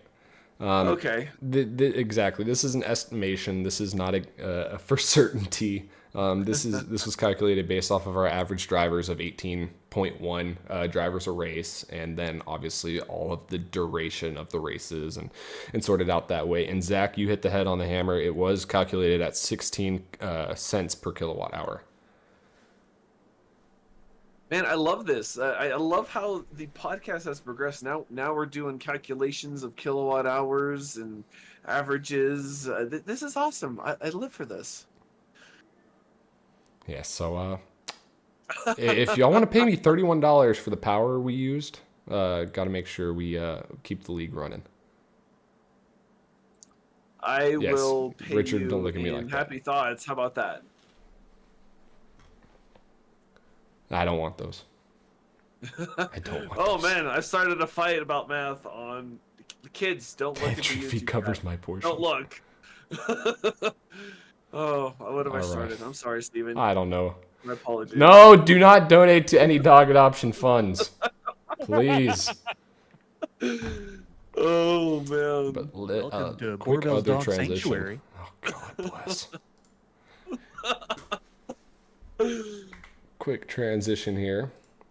Borbell's Mountain Hospital. Oh, no. Hospital Hospital. style or something. Remember? I don't remember what. Oh, this is my favorite part of the Oh show. yes, this is what we have been waiting for. This is, I'm sure, what most people have been waiting for, and this is what we've been super excited to share with you guys for weeks now at this point. And we will get to it in 2 minutes. Give me a quick timeout real quick to take care of said dog. I will say this. This is something that I know myself, and I'm sure all the other admins, we wanted to get done and made sure we had it ready before, like, we all agreed we didn't want a long off season. And one of the bigger components of that is nailing down a schedule, like, because that's 18 races we have to do. Which what we try to do is obviously we're not going to repeat a track in the same season. We're going to try not to. We don't want to run an exact season of last season, and we want to try to reduce a repeat track from last season. I mean, there's some tracks that are staples, like Daytona. You will always going to run Daytona. Talladega, for the most part, you're always going to run Talladega. So we had a couple of nights where we all sat down together after a race or after a practice race, and we threw out ideas and we put it together. And I mean, one thing I'm excited about, and Carl, I don't know if you are, but the International Road Course, the fact that we put a vote up for the league for you guys to choose. We gave the option of Long Beach, which a couple of us drove, these cars on Long Beach, and actually that track's a lot of fun also, or an International Road Course. Y'all chose International Road Course, and I'm glad you did. And I don't know about you, Carl. I'm excited to show what it is. Oh man, it's been really hard. I'm not gonna lie. I have been wanting to announce this forever. I love the pick that we have for the International Road Course, Oh, and man. Yeah, I love how Steven set this up. This was all unplanned, by the way. He leaving you in suspension, waiting for this, having us hype it up. But guys, it is coming, I promise you. And Steven, are you ready to hit that button to let these guys? I am ready. Are give y'all it their ready? wand? I'm ready. Let's do it. All right. And again, we will unveil it here, and then we will post it in the Discord as well, so you have your own copy of it. But without further ado, our Season 3 schedule. Maybe. There it is. Maybe. Difficulties. Hey, it works. We are having a regular season. Who would have thought? All right, and that is our Season 3 schedule. Thank y'all for tuning in to the Holler Podcast Season 2. I'm playing. This is a great episode. What a wild idea! Regular season. But no. Our first race, we already know this answer. It's at Atlanta Motor Speedway on November 12th, 2024, and it is our patriotic theme in honor of Veterans Day. And it is also to celebrate what they just added to Atlanta Motor Speedway in the sim. It will be a night race, a transition Whoop, whoop. from sunset to night. And I can tell you now, the photos at night Atlanta Motor Speedway are beautiful. So if you guys like taking photos, save your replay or get the photos after the race because it's going to be a good one. And I'm super excited because I know how hot and slick that track gets in the the really hot time. Oh, can you imagine going 3 wide Atlanta, 3 rows deep, going for the win, or hell, even just for a stage? Oh man, I am pumped for it. It's going to be great, and I love starting the season as Super Speedway, and didn't expect that we would do Atlanta, but super excited for it. And yes, Zach, it is new Atlanta Super Speedway. It's still called Atlanta Motor Speedway technically, but what we know it as now. And I guess we can go on to race number 2. So this we have is 17 all more the races. We do. We can slow it down a little bit. Yeah, No. let's take Just- 10 minutes just per pop per some race. popcorn. Man, Atlanta Just Motor some Speedway, what a popcorn. great For the speedway. long haul, Renner. And race number 2 of season 3 is going to be at Phoenix Raceway on November 19th of this year. It's not going to be a popular race at the end of the day. Not many people enjoy Phoenix. However, it is a shorter track that is flat, and we need some of those in the schedule at the end of the day. The racing can be good at times. We're going to really see how it goes, but it will give us a little bit of less chaos coming off of Atlanta week 1 for sure. Yeah, Phoenix is maybe not a popular fan vote, but Phoenix is a very different track. It is a very unique track, and how it's weird the way they've changed the start finish. It feels like they've changed the track in its entirety, and it's really the same, but there's a lot of different things you can do with the dog leg. I have seen some kind of maybe Phoenix ringers, as I call them. I have seen some people perform really well at Phoenix that don't typically perform well at other tracks, so it does bring out a certain finesse that you need. I don't got it. I'm not a fan of Phoenix, I'm not gonna lie, so I'm not looking forward to this race. But Also, breaking news, Patrick Hernandez loves Phoenix, so Uh-oh. we probably will not be hearing, I fucking hate this track. okay, take a screenshot of that right now, because that is a one-off thing. That's an NFT right there. Come on. 5 cents. Going for 5 cents. Do I hear 10? Jesus. And without further ado, we will move on to our 3rd race of the season. So we have very different races in the first 2. And our 3rd brings us to none other than Dover Motor Speedway. And you can see that this race is on December 3rd. So we do have a break between Thanksgiving that allows between race 2 and race 3, there will be a week-long Thanksgiving break to allow our drivers time with their families and relax and so on and so forth. But then we go back to Dover, which is a place we have not been since season 1. Dover is a very tricky track. And I believe actually last time we went there in season 1, I think we only had 1 caution, maybe even 0. I don't expect that again, but I'm hopeful. I'm expecting Adam to be up front. That's a guarantee. Adam is very right good at there. Dover. Oh man, I love Atlanta. Phoenix, I'm not crazy for. Dover, Jesus. I got nothing for Dover. We do not get along. Miles the Monster eats me up every time. I cannot figure out this track to save my life. So, but I think these first few races are going to be tough for me. Will we announce if it's a night race? The rest of the races aren't fully set up in terms of laps and start time yet. However, Atlanta is. So that will come within the coming weeks once we get through the actual laps that we need for the race and the stages and the fuel load. Once we calculate all of that out, we'll get all that out to everyone. Yeah, this is a loose schedule. Times, suns, all that stuff Correct. is still to be determined. But this is, we know what the tracks dates are running. and the tracks and the order are all correct. It's just the fine details we don't know. We don't know sponsors yet, obviously. We have to get the schedule out before we can even get sponsors for it. So we'll figure all that out in the next coming weeks. Johnny Wood hasn't even bought Dover yet. So there's a chance we might be able to beat Johnny at a track. Don't bet on it. That's fair enough. This is a trap race. He's going to come out, get a perfect race, 63 points. Just wait for it. But then we come out of Dover and we head to race 4 of season 3, and that is at Kansas Speedway on December 10th of this year. Kansas is, I want to say, a fan favorite in real life NASCAR, at least. In the sim, it usually provides pretty good races too, I would honestly say. It's a very fun mile and a half that, I'm excited for it. Yeah, I think it's going to rival that of like a Las Vegas race. It's very similar track in that state, and like you said, Kansas is a fan favorite in real life, and I'm sure it's going to provide some fantastic racing in our league as well.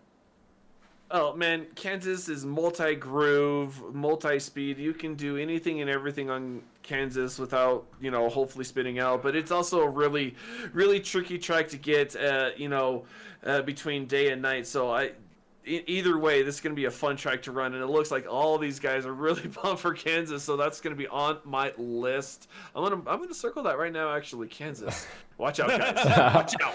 I don't think people are very happy with race 2 and 3, but we have to have some duds per se. We have to have some non-fan favorite races. We can't just give you Atlanta, Daytona, Talladega, Kansas, Las Vegas. We can't just do that.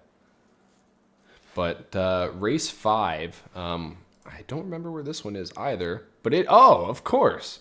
It is on December 17th. It is our race before the Christmas holiday at Bristol Motor Speedway. And it is going to be our holiday-themed race. We have not done a holiday-themed race before, but we're excited to see y'all's holiday-themed cars for that race at Bristol. Yeah, that'll be a fun race to send us off into the 2-week holiday break. Because I got a little ahead. It's fine, but yeah, we're gonna have 2 weeks after Bristol of holiday for Christmas and New Year's. Just so you all know. So we do have 2 holiday breaks for this season, but it's just kind of how it plays out, being November, December. But Bristol's, it has provided some great racing for us every time we've gone there, it seems. So to have this as our holiday send-off, I think this is a great pick, and it's holiday theme. I cannot wait to see how many Christmas or candy cane schemes. And I swear, if someone doesn't have a Buddy the Elf scheme, I'm going to be upset. Okay, we have a problem here. We need to get on the phone with iRacing right now, and enable the LEDs they did for that All-Star race a couple years ago. That'd be cool. We can have some LEDs for our cars for our holiday race. Come on, get on board. Awesome. Let's go. But Bristol's a great pick for a holiday theme. It's the last greatest Coliseum. It's always good under the lights. I think this is going to be a fun race for everyone around. And Bristol's one of those wild cards. I feel you also see some of those drivers that will show up out of nowhere. Some short track ringers. I have a feeling Isaiah Sutherland. They're getting ready for this season. So I think Bristol. He's going to be looking forward to as well. Thank you, Brendan, for pulling that quote. And that is going to be on our quote board for season 3, and we're going to bring it up during that race. But great pick, Carl, 2024. I still stand by that because I have a love-hate relationship with Bristol. I love to race the track. I really enjoy it, but it doesn't love me back. So I think that's some Freudism going on.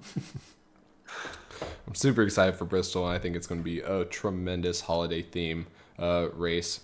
And they do the holiday at the track every year at Bristol Motor Speedway, where you get to drive in the track and look at the Christmas lights. So it's really cool there, and I think it just fits well. But then, like Richard said, we do have a 2-week Christmas break. So the week of Christmas and then the week of New Year's, we will not be racing. Spend time with your family, friends, etc. Eat all the food you want. Get all the presents you want. I know what track's next. Do you? It's the International. Oh, it is the international It is track. the International Road Course because Ladies I said and gentlemen, the holiday break is going to be great for people to be able to practice it when they're not dealing with holiday stuff. So, the International Road Course announcement's coming up next, y'all. And without further ado, our international race for race 6 of season where's our 3 drum roll? is He did it.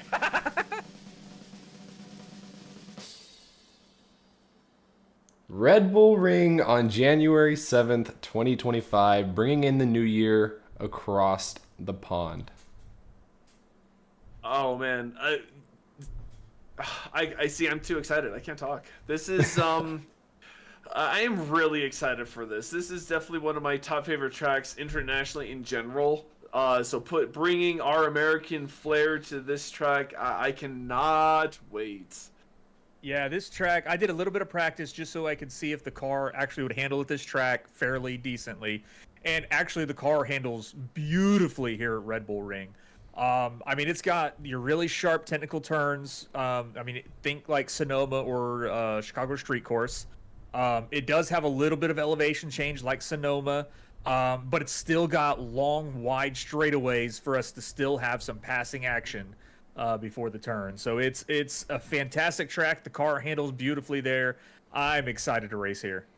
Yeah, and this track was tested various times. Thanks to Richard for spearheading it, along with Carl. Also, some other admins, Gavin, Mason got in there and did some testing. And this track ran the best out of, I think, all of the ones that we really had on our list at the time. And we're super excited to be at Red Bull Ring to begin 2025.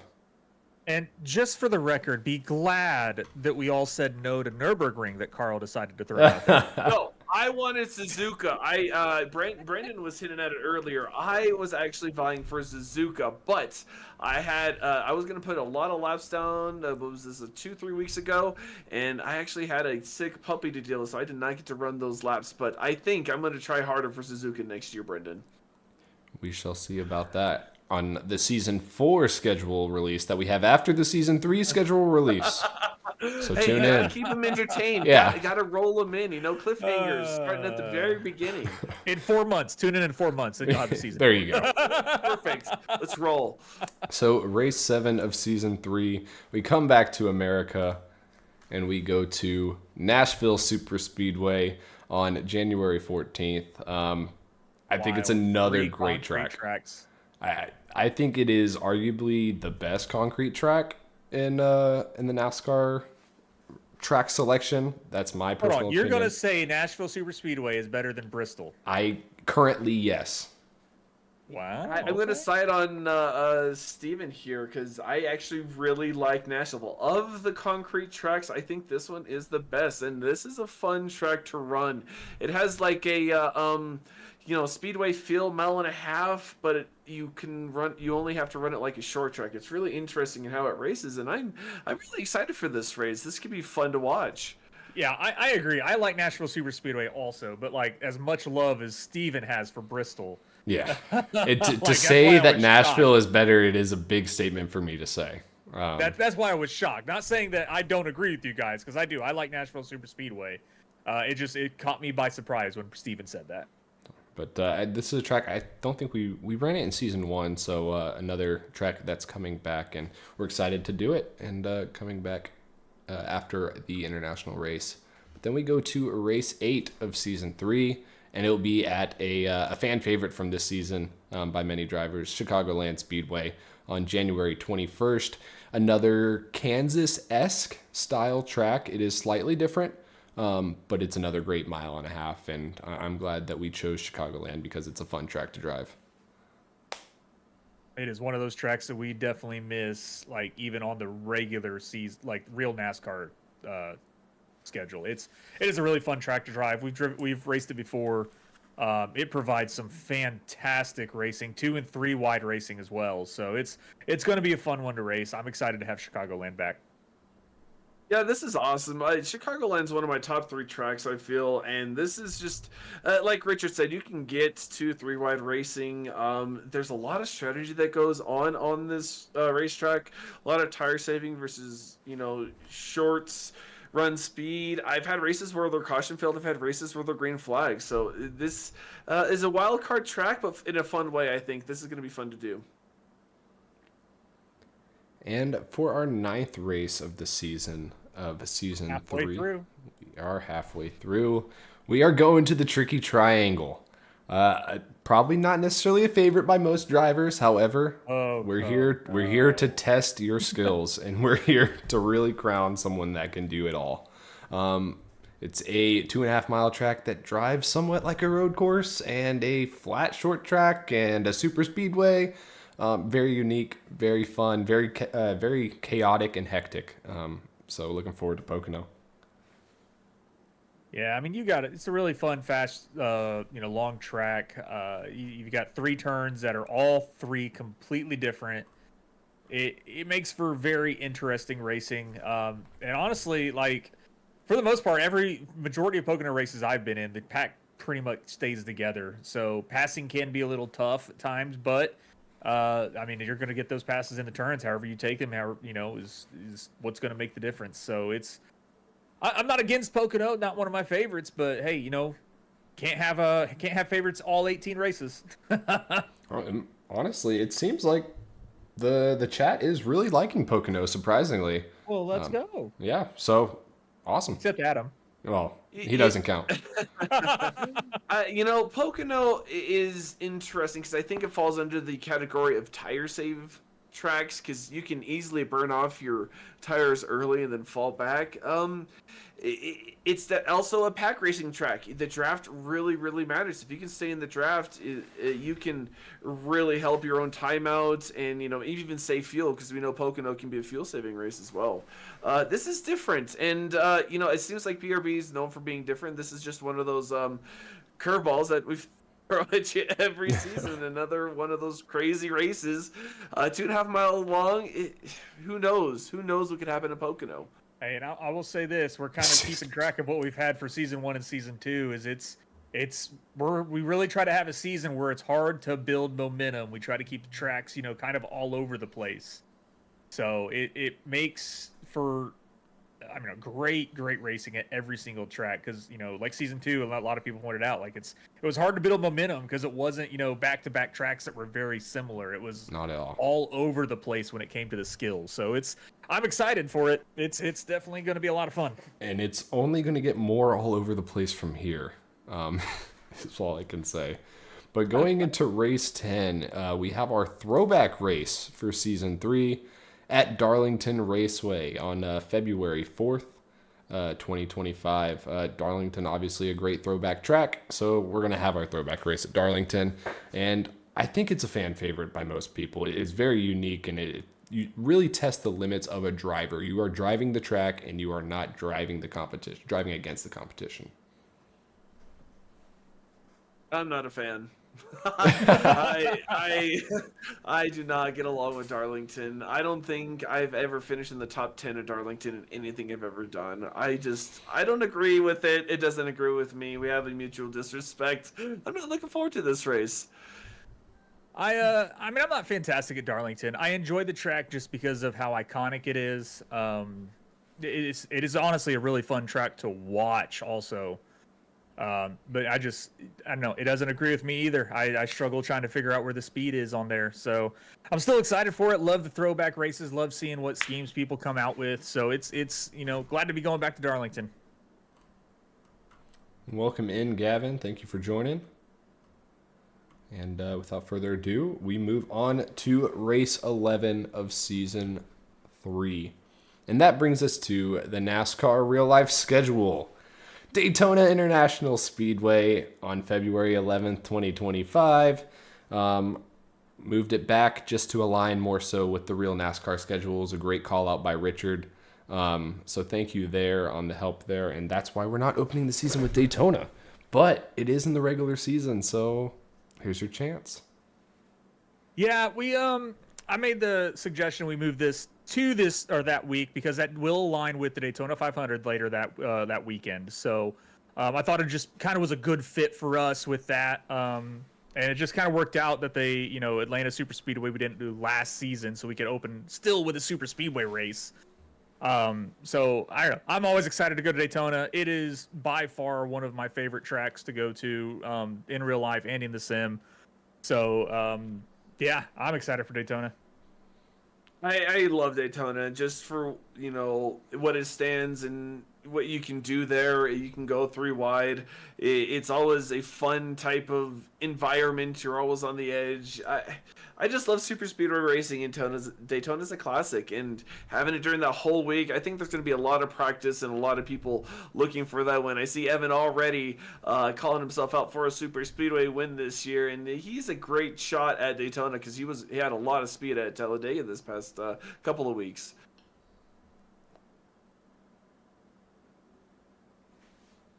All right, and we'll move on to race 12 of the regular season. I'm sorry, I don't know where to go off of that. We will move on to race 12 of the regular season. Man, I can only carry this show so far. Really, my shoulders are tired. The current format of where I'm introducing it, and then Richard takes it, and then Carl goes, and then we just move on. People got things to do. People have been waiting all day for this. Well, then let's go. I'm trying. So, all right, we'll move on. We've got a good flow going, and you're stalling it. So race 12, race 12 is one that was probably not expected by drivers. Is all I'm gonna say. We were in search. In all transparency, it was the spot that Martinsville was going to be until we raced Martinsville and realized how terrible it was. So it has been replaced with another short track, and after rigorous testing, we have landed on Lucas Oil Indianapolis Raceway Park, or IRP, on February 18th of 2025. Oh man, I actually forgot we did that. I'm excited for this. This is actually probably one of my favorite in like real life tracks because I grew up like 40 minutes from this track and going to it pretty much every other Saturday to watch racing. This is going to be a lot of fun for the Cup cars to be on. Really short, flat track. Generally, I think the outside line is generally where you run there, but we'll see. So yeah, great track to run right after Daytona, going from the racing center of the world over to the racing capital of the world in Indianapolis. So this is going to be awesome. Yeah, I think I bought this track a couple of years ago. I ran an official truck race there, lasted 12 laps and got wrecked. I don't have a lot of experience with this track. I've watched a couple of the truck races on FS1, and they seem a little chaotic. So I'm going to definitely get some practice in at this track. And Jared brings up a good question about if IRP has a setup. I don't remember off the top of my head if it did. However, for any of the tracks that require a setup, we are going to be working on those setups and getting them out hopefully as soon as possible. We would love to do them all at the beginning of the season so everyone has access to the setups as needed, but we will be getting them out at least a week prior to the actual race. And without further ado, we go on to the regular season finale of Season 3. And in Season 2, we had a great regular season finale at Auto Club, and we kind of wanted to mimic that in a way.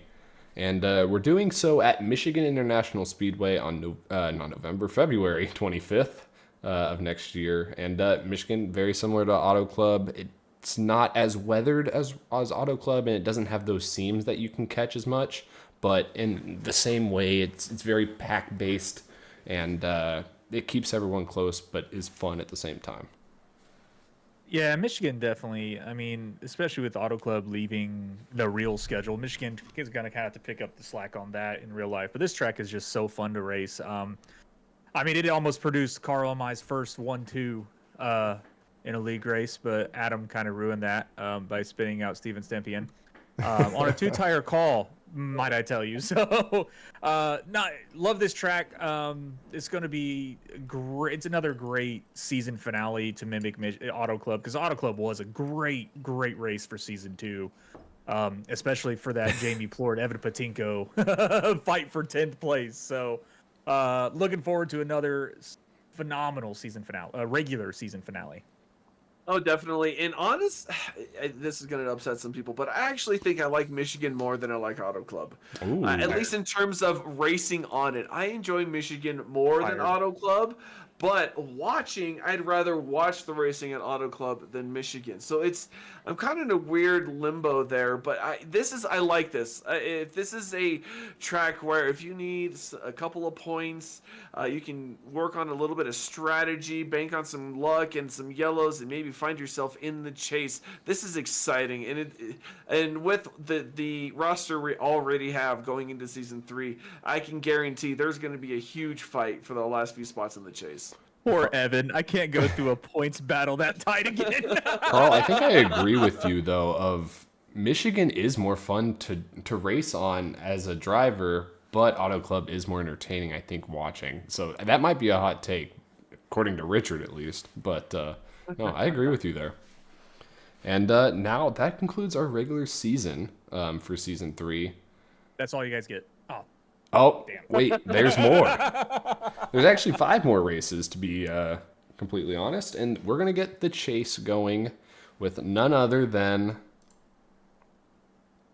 Worldwide Technology Raceway on March 4th. Oof. I personally hate this track. It's a flat technical track. It's Phoenix-esque, New Hampshire-esque. I got a freaking win at this track, but I still hate this track so much. It's difficult, and it's really going to challenge guys to start off the chase. You know, it's wild because when I started doing iRacing again, or even back when I first started doing it, I always hated these flat tracks. I never could grasp them very well, but first race at Worldwide Tech is probably one of the first good races I had up until I had gotten a block put on me and I broke my car into the wall. Like that track actually started my love for the flatter tracks like New Hampshire getting the win this year or this past season. So I'm excited for Worldwide Tech. That's going to be that's a wild track to start the chase off, though. I will say that is a wild one to start the chase off. Yeah, I'm actually really excited for this. To start the chase off at Worldwide Tech, 2 total different ends of the track, or 2 totally different bankings, radii, I guess if you're being technical. The 3 and 4 really flat and wide, 1 and 2 were banked, but not as wide. And you're gonna find cars that are good on one end and not on the other, and vice versa. It comes down to braking points. It seems like the more tracks with braking points are more issues. So this could be one of those tracks where we do have a caution fest, and to start the race, or start to chase, that could already mix up an already confused chase standing. So this is going to be a very, very hot take to the chase in the round 1. Yeah, it's a very difficult way to get the chase started, unless you're Adam or it seems like Jared. But for everyone else, we're going to struggle, so let's have fun. And race 2 of the chase is our second road course and last road course of the season. It is also going to be our breast cancer awareness race in March, March 11th of 2025. Watkins Glen, a classic NASCAR road course. You know what to expect there. But we have to have a road course in the chase. That's all I'm going to say. Yeah, Watkins Glen, I mean, it's what they call the super speedway of road course racing. This is just a really fun road course to run. And it's also our breast cancer race as well. We're going to continue that trend for that. So, but yeah, every singles driving discipline in the chase got to have a road course. So it was kind of, we're not going to throw an international race into the chase. Yeah. That just doesn't make sense to do. So Watkins Glen was just the natural choice since we didn't race it last season. So yeah, this is going to be a fun race as well.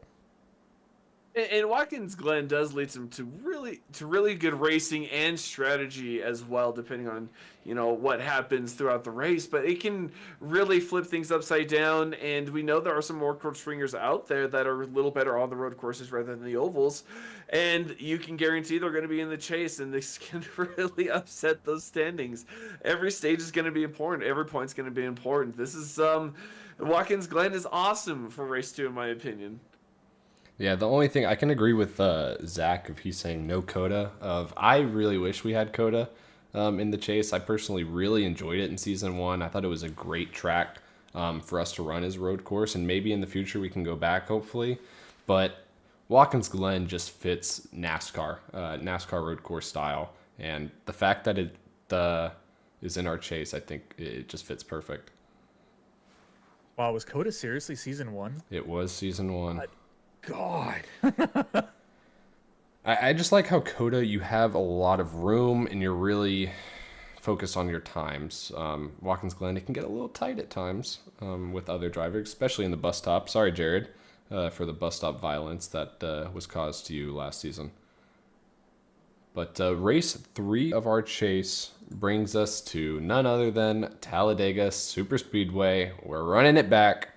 It's been perfect in the 3 spot of the chase every season, so why not keep it the same? And that will be on March 18th. Talladega, obviously, big wild card in the chase. You never know what's going to happen. Your dog might go through the garbage halfway through the race, or Stop it. or who knows? You might get a first-time winner again, Brendan Maddox, stuff like that. It really shakes things up headed into the last 2 races of the chase. Yeah, y'all gotta have a super speedway in the chase, and I mean, honestly, I think it would have been Daytona more than likely, or Atlanta, but it's just the way things needed to. Because I don't know, I'm not a fan of Talladega opening up a season. It just doesn't feel right, you know. Doesn't. So it worked out because we had Daytona scheduled for the actual Daytona 500 week, and then we started off with Atlanta because that fits really well. It's a beautiful track, beautiful racing. So Talladega, it has produced some fantastic racing and crazy passes for sure this past couple of chases. So it's a great natural fit for our 3rd race of the chase. And I'm really excited for Talladega. Obviously, finishing 2nd this last chase round makes me kind of partial. But I think of all the super speedway tracks, I think Talladega I have the best luck at. And I just have a better feel for it. So Talladega, of course, going into the chase, race through halfway through the chase point, that's where you can really make some moves and say, hey, I need stage points. I need, race points. What are you willing to risk? And I just love Talladega being in the chase. I vote for it every year, honestly. Yeah, and I don't see us straying away from that. I think it just fits so perfectly in the race 3 spot of the chase, and I'm excited for it already. That one's circled on my calendar for sure. And then we move into the last 2 races of the chase for season 3. And we're bringing back a track from season 1 that was, who knew what was going to happen? It turned out to be a pretty good race, in my opinion. And that's going to be at Rockingham Speedway on March 25th, 2025. Rockingham, a short track that's banked. It's a lot of fun. Eats your tires like nothing else, but it's going to require some finesse for sure. Yeah, season 1, I was impressed with how well these cars ran at the track and how fun that race was.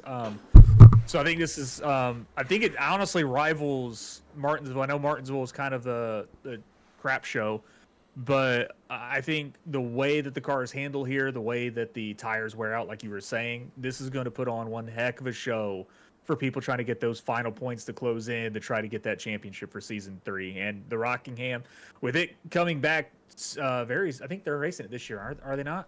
Or this next year? Not Cup. No, Xfinity is though, right? I believe so. I know ARCA is, and trucks, I believe. I don't know for sure Xfinity, they might be. But with Rockingham coming back into the limelight, I think this is a fantastic track to be going to. Yeah, see, this is one of those weird tracks where I kind of, do a bundle. You know how Nashville said was kind of a super speedway, short course kind of thing. I feel like the Rock is a long, fast, short track. It kind of, in my opinion, almost feels like an in-between of Martinsville and New Hampshire. It's really weird, really bumpy, a little flat, but it does produce some good racing. I think I've raced here a few times in this next-gen package, and it actually proves to be some good racing. You are going to have some self-spins. It's just going to happen when you're under all that torque, but it's going to be fun to watch. And in the Chase Race 4, those championship favorites are going to come out and bring their best and bring their A game, and the Rock is no better place to do it. Hey, those turns are fairly banked at Rockingham, right, Carl? Not really that Am flat. I thinking of something else? You might be. What? Rockingham is pretty banked. I think you might be. It's fun. Wilkesboro. Ooh, eesh. Am I thinking of? Oh wait, that's our finale. Oh no, North Wilkesboro, our finale. We ruined it. Oh no. Oh man, maybe I'm thinking. Oh, what am I thinking of then? Oh, maybe Milwaukee Mile. Maybe that's my issue. Yeah, it's possible. Maybe that's my issue. Sorry, I All failed. good. I'm fired, guys. I'm done. You're fired. So now we get into This is my last season on the Polar Podcast. the Polar Podcast. The Polar Podcast, Carl 2024. Oh man, Polar it's over. It's over.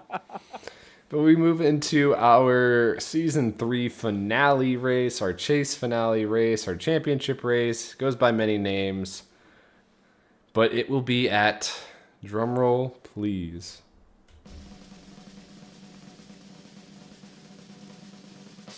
Martinsville Speedway. Oh wait, sorry, wrong slide. Homestead Miami Speedway on April 1st, 2025. Y'all got it correct for most of y'all. I think it was an obvious choice. Is this choice. actually the race?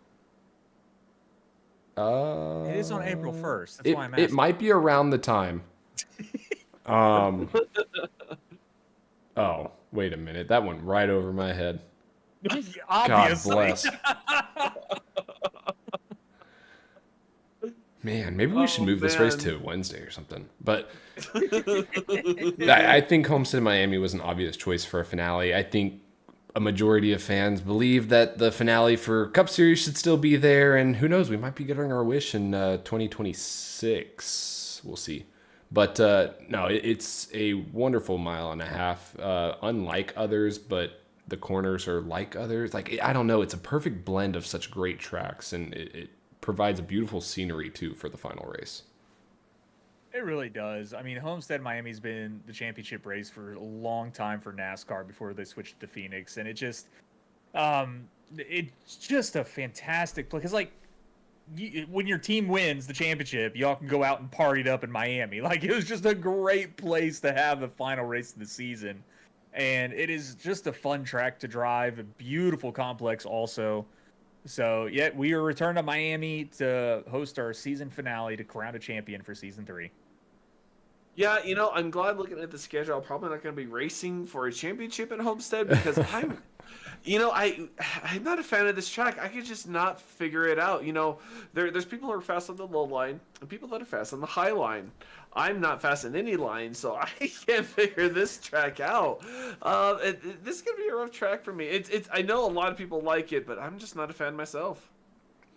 And that shocks me because it is such a fan favorite. I feel like even on iRacing, like it's just a fun track to drive.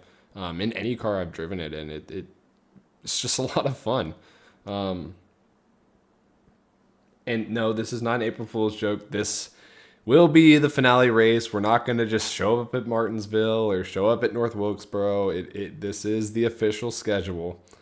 But yeah, very glad that we were able to release this. And very shortly after this podcast ends, we're going to go ahead and post the full schedule in the Discord for all of y'all to have a copy of, in addition to the awards. Well, Dave, welcome in. Glad you're here, and this is the Holler Podcast. Welcome into the league as well. We'd love to have you, and look forward to season 3. That's awesome. Dave is one of those new guys coming in that I mentioned earlier, tuning in on the podcast. Yeah, definitely, Dave. This is welcome to the Holler Podcast. You get some insights onto the league, and we'd love to talk. I'm glad you could be here for the season 3 reveal. And with that Homestead Miami kind of closure there. What do we got going on else after after the whole chase and everything? We have also this off season. Do we have any news on that either? For what? I'm sorry. The off season. I know we have some loose plans of getting some recruitment races. Anything stuff going Um, on? So let me switch it back to our main camera view. Let me put my ugly back on. No, you're fine. That's why I made sure I said it just to. You should have seen Richard. Richard's over here in his chair. He's laying back and doesn't have his hat on. Everything is all gross. I had my belly out and everything. I was rubbing my belly. Yeah, it was. I just suck it all in I saved now. you guys. Real quick, Dakota, the awards will be posted in Discord too. I'll make sure all the original copies are in Discord for y'all to have if you want to print off or whatever you want to do with it. They're also going to be posted on socials as we get the next couple of days go by and such. But Carl, you were referencing recruitment races and such. We are planning recruitment races. They're not necessarily formalized yet, and thankfully we're in a situation where we don't have to recruit as heavily as we have in the past. With the number, I think the official number that we had for season 3 part-time and full-time currently is 27, with more expected. But we are going to try to do some recruitment races, some fun races, just to keep guys hanging around that have free time available now that the season's over for the next 4 weeks. But on top of that, we're also looking into possible, I don't want to call it all-star races or all-star race, but we have a Thanksgiving break and we have a 2-week-long Christmas and New Year's break that I know some people won't be able to make. So I don't want to call it an all-star race, but we might be having some fun races or race during those breaks as well. And some interesting car combinations is all I'm going to say. I know one of them is going to be iRacing Super Speedway with the car of tomorrow, where you can go 250 down the straightaway. So that's going to be a lot of fun. Yeah. Oh, Jesus. I'm in. Let's do it. We also are going to be doing one of you guys' fan favorites apparently throughout the Discord. We will be having some mini stock races throughout the off season. So I know a lot of people are excited about the mini stock. I was working with Simrat Market to do a charity race event. That's kind of been on the back burner for now. Other things going on. So, but we are going to be doing some mini stock races. Hope you guys are excited for that. And we'll get that news out in the Discord as soon as we get everything formalized on that. But we just want to have some fun stuff planned for the off season and keep guys entertained and keep the whole group together. I think that's at the end of the day. We're all a family here. We say it a lot, but we really are a family here, and a family hangs out. Whether you want to or you don't want to, we have to hang out, even during our off times. But I will say, The best part about this family is you chose to be a part of it. and you're paying to be a part of it. And you're paying to be a part of it. But the admin team, a majority of the admin team at least, is going to be taking a little bit of a break here. Adam encouraged everyone to at least get a week break.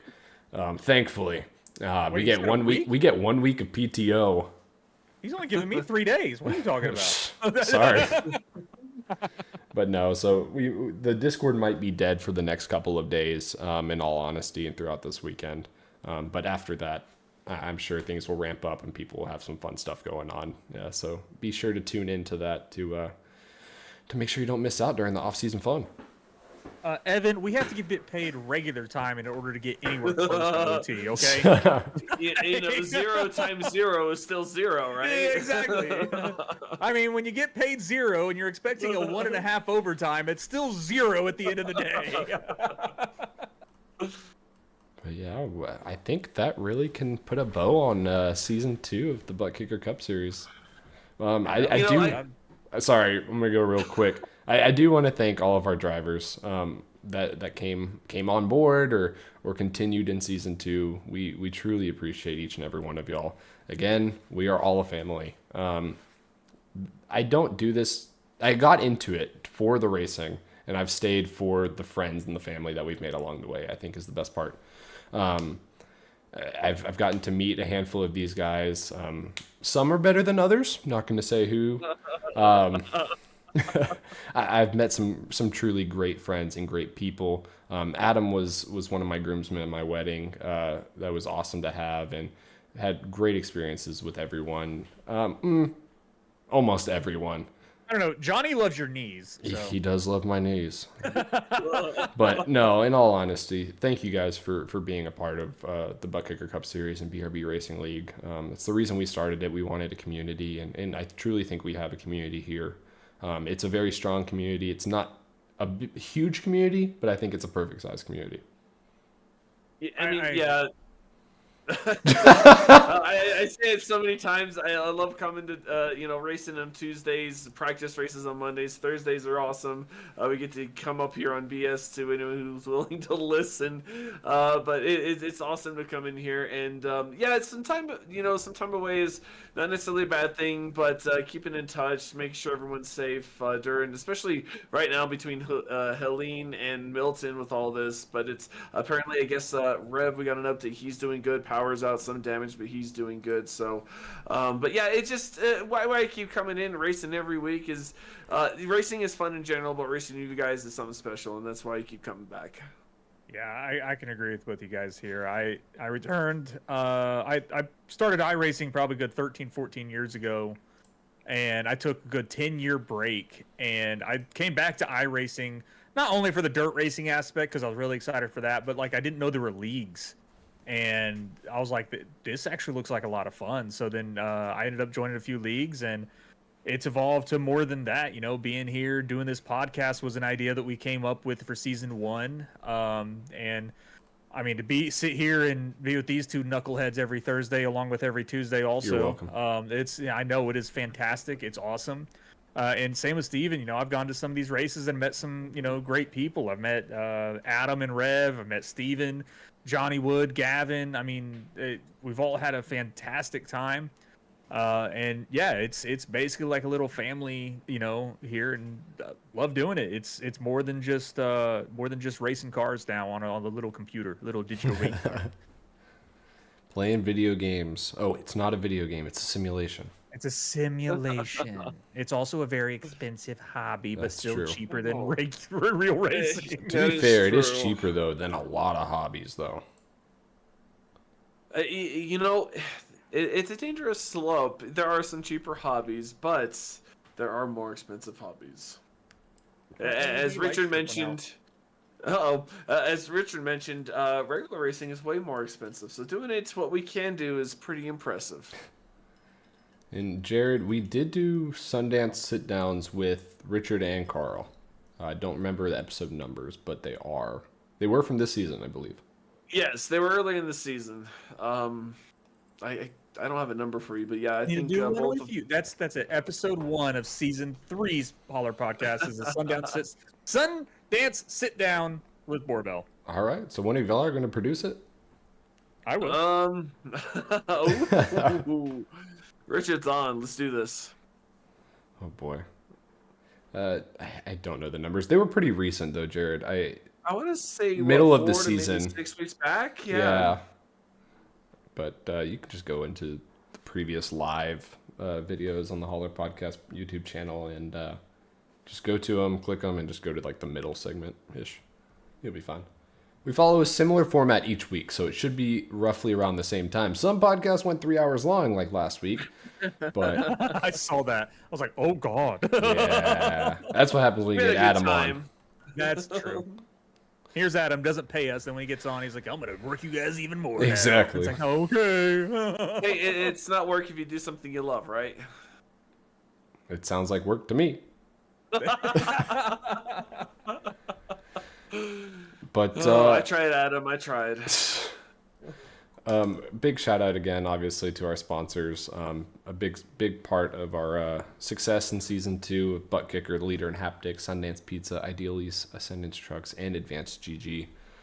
Thank you all for all your participation. In addition to any of our race sponsors from season 2, there's too many to list, but I can go Maddox Graphics. That's all I know. Rev appreciation, race control appreciation.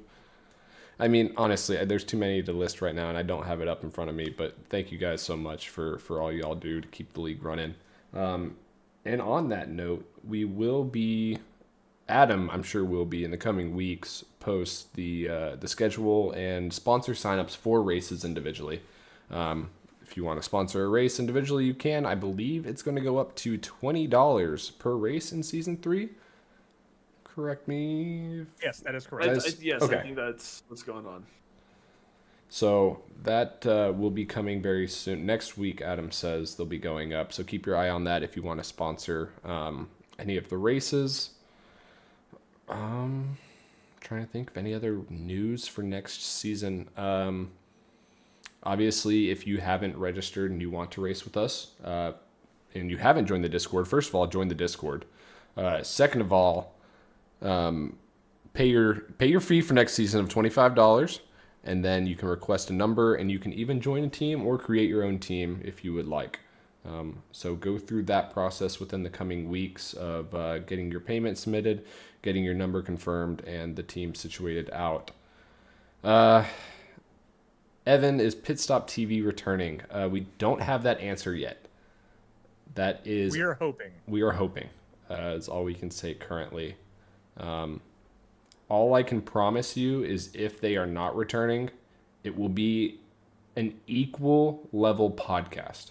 Or podcast, God blessed. Broadcast. It will be an equal level broadcast. That is something that is one of the most important things in the admin team is we believe that the broadcast is one of the most important things. We need great broadcasting to allow our friends and our family to watch or for us to even just go back and watch. I don't want to be listening to... More to go. Thank you. And we've learned that lesson, thankfully. So that is to be determined. And good job. Yes, we absolutely love Pit Stop TV and would love to have them back. But we will let y'all know when we find out more. There may or may not be some minor rule changes heading into season 3. Again, we'll probably cover a lot of this on the season 3 opening podcast. Which will be the week before season 1 opener. Correct. Or season 3 opener, sorry. It is, I can give you a date officially of my father's birthday, November 7th of this year. We will have our first podcast for season 3. We're going to take a little bit of break ourselves. My wife would love to have me back on Thursday too. That is exactly 4 weeks away, so mark your calendar. So exactly a month away, and we'll have way more answers than we do now. Thank you, Brendan. We appreciate it. 18 yes, podcasts thank on you the very board much, this Brendan. season. And 18 podcasts on the board this season, and all the others are not on YouTube because we switched to YouTube this season. The rest of them are on Spotify and Apple Podcasts. Had to go away from that because it was getting too expensive on my pocket. Well, you have all those dogs to take care of. That too. But yeah, some minor rule changes. The rule book we're going through, and just making some fine adjustments. Some things that we saw come up through the season that might have been inconsistencies or something we just want to get ironed out. So look forward to those. Zachary King, we have 1 week off in November for Thanksgiving, and then we have 2 weeks off in December for Christmas and New Year's. That is correct. Trying to think of any last minute things. If anyone else has any other questions, please feel free to pull them or just ask them in the chat, and we'll go over them and to the best of our knowledge at least.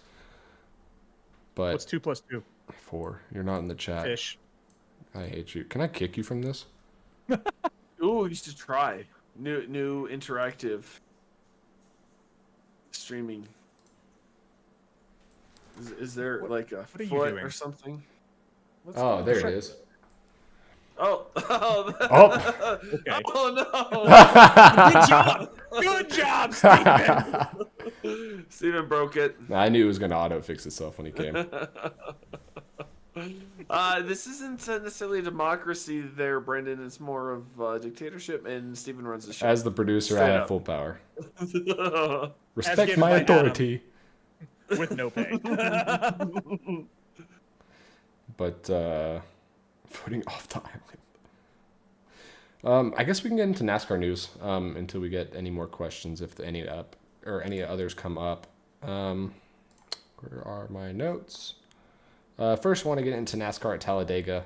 There are a lot of inconsistencies in the rules by NASCAR at Talladega.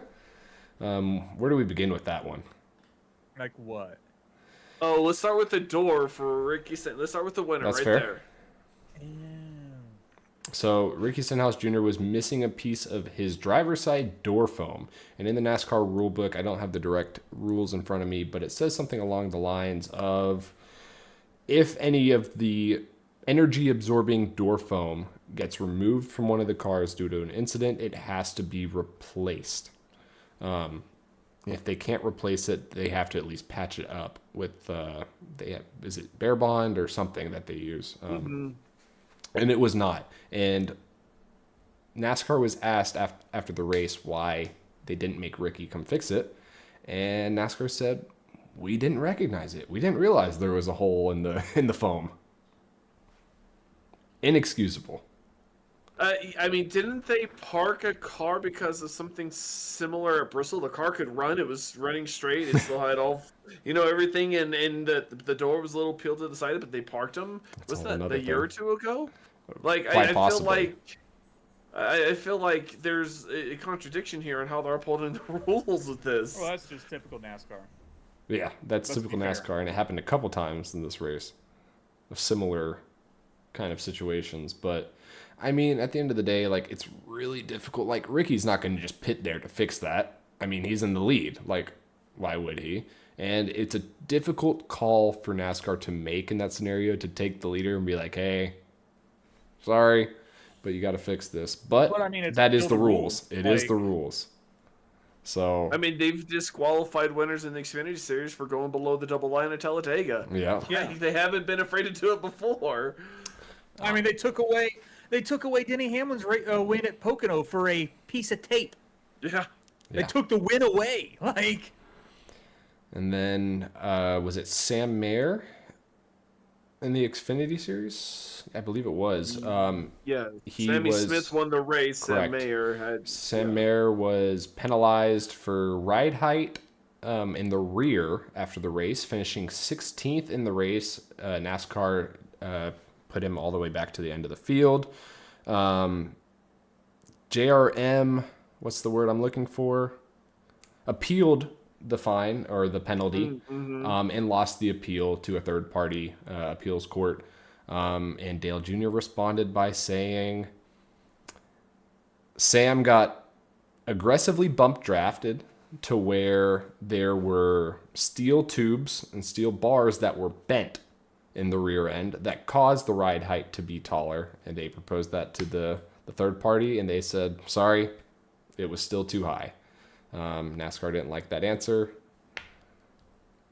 Yeah, sorry, Dale Jr. I don't like that answer either. I feel like that ride height is taken from a more suspension perspective rather than a body perspective, and that would, if it's too high, that would definitely tell me there's suspension work that was done. I mean, it's Talladega. You're trying to get as much downforce as you can, keep that rear ends, on the track, and you get more grip.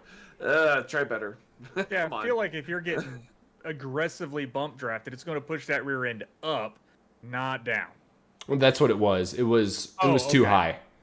So, okay, so in all reality, you're trying to get that rear end out of the wind, not put it up into the wind. So There's two trains of thought. You could want more downforce or you could want less drag. But either way, I think most fans tend to side with whatever Dale Jr. says is the truth. It's the gospel. But at the end of the day, it doesn't pass post-race inspection, so I don't think there's much really to talk there. Going back to the Cup Series side of things, more controversy.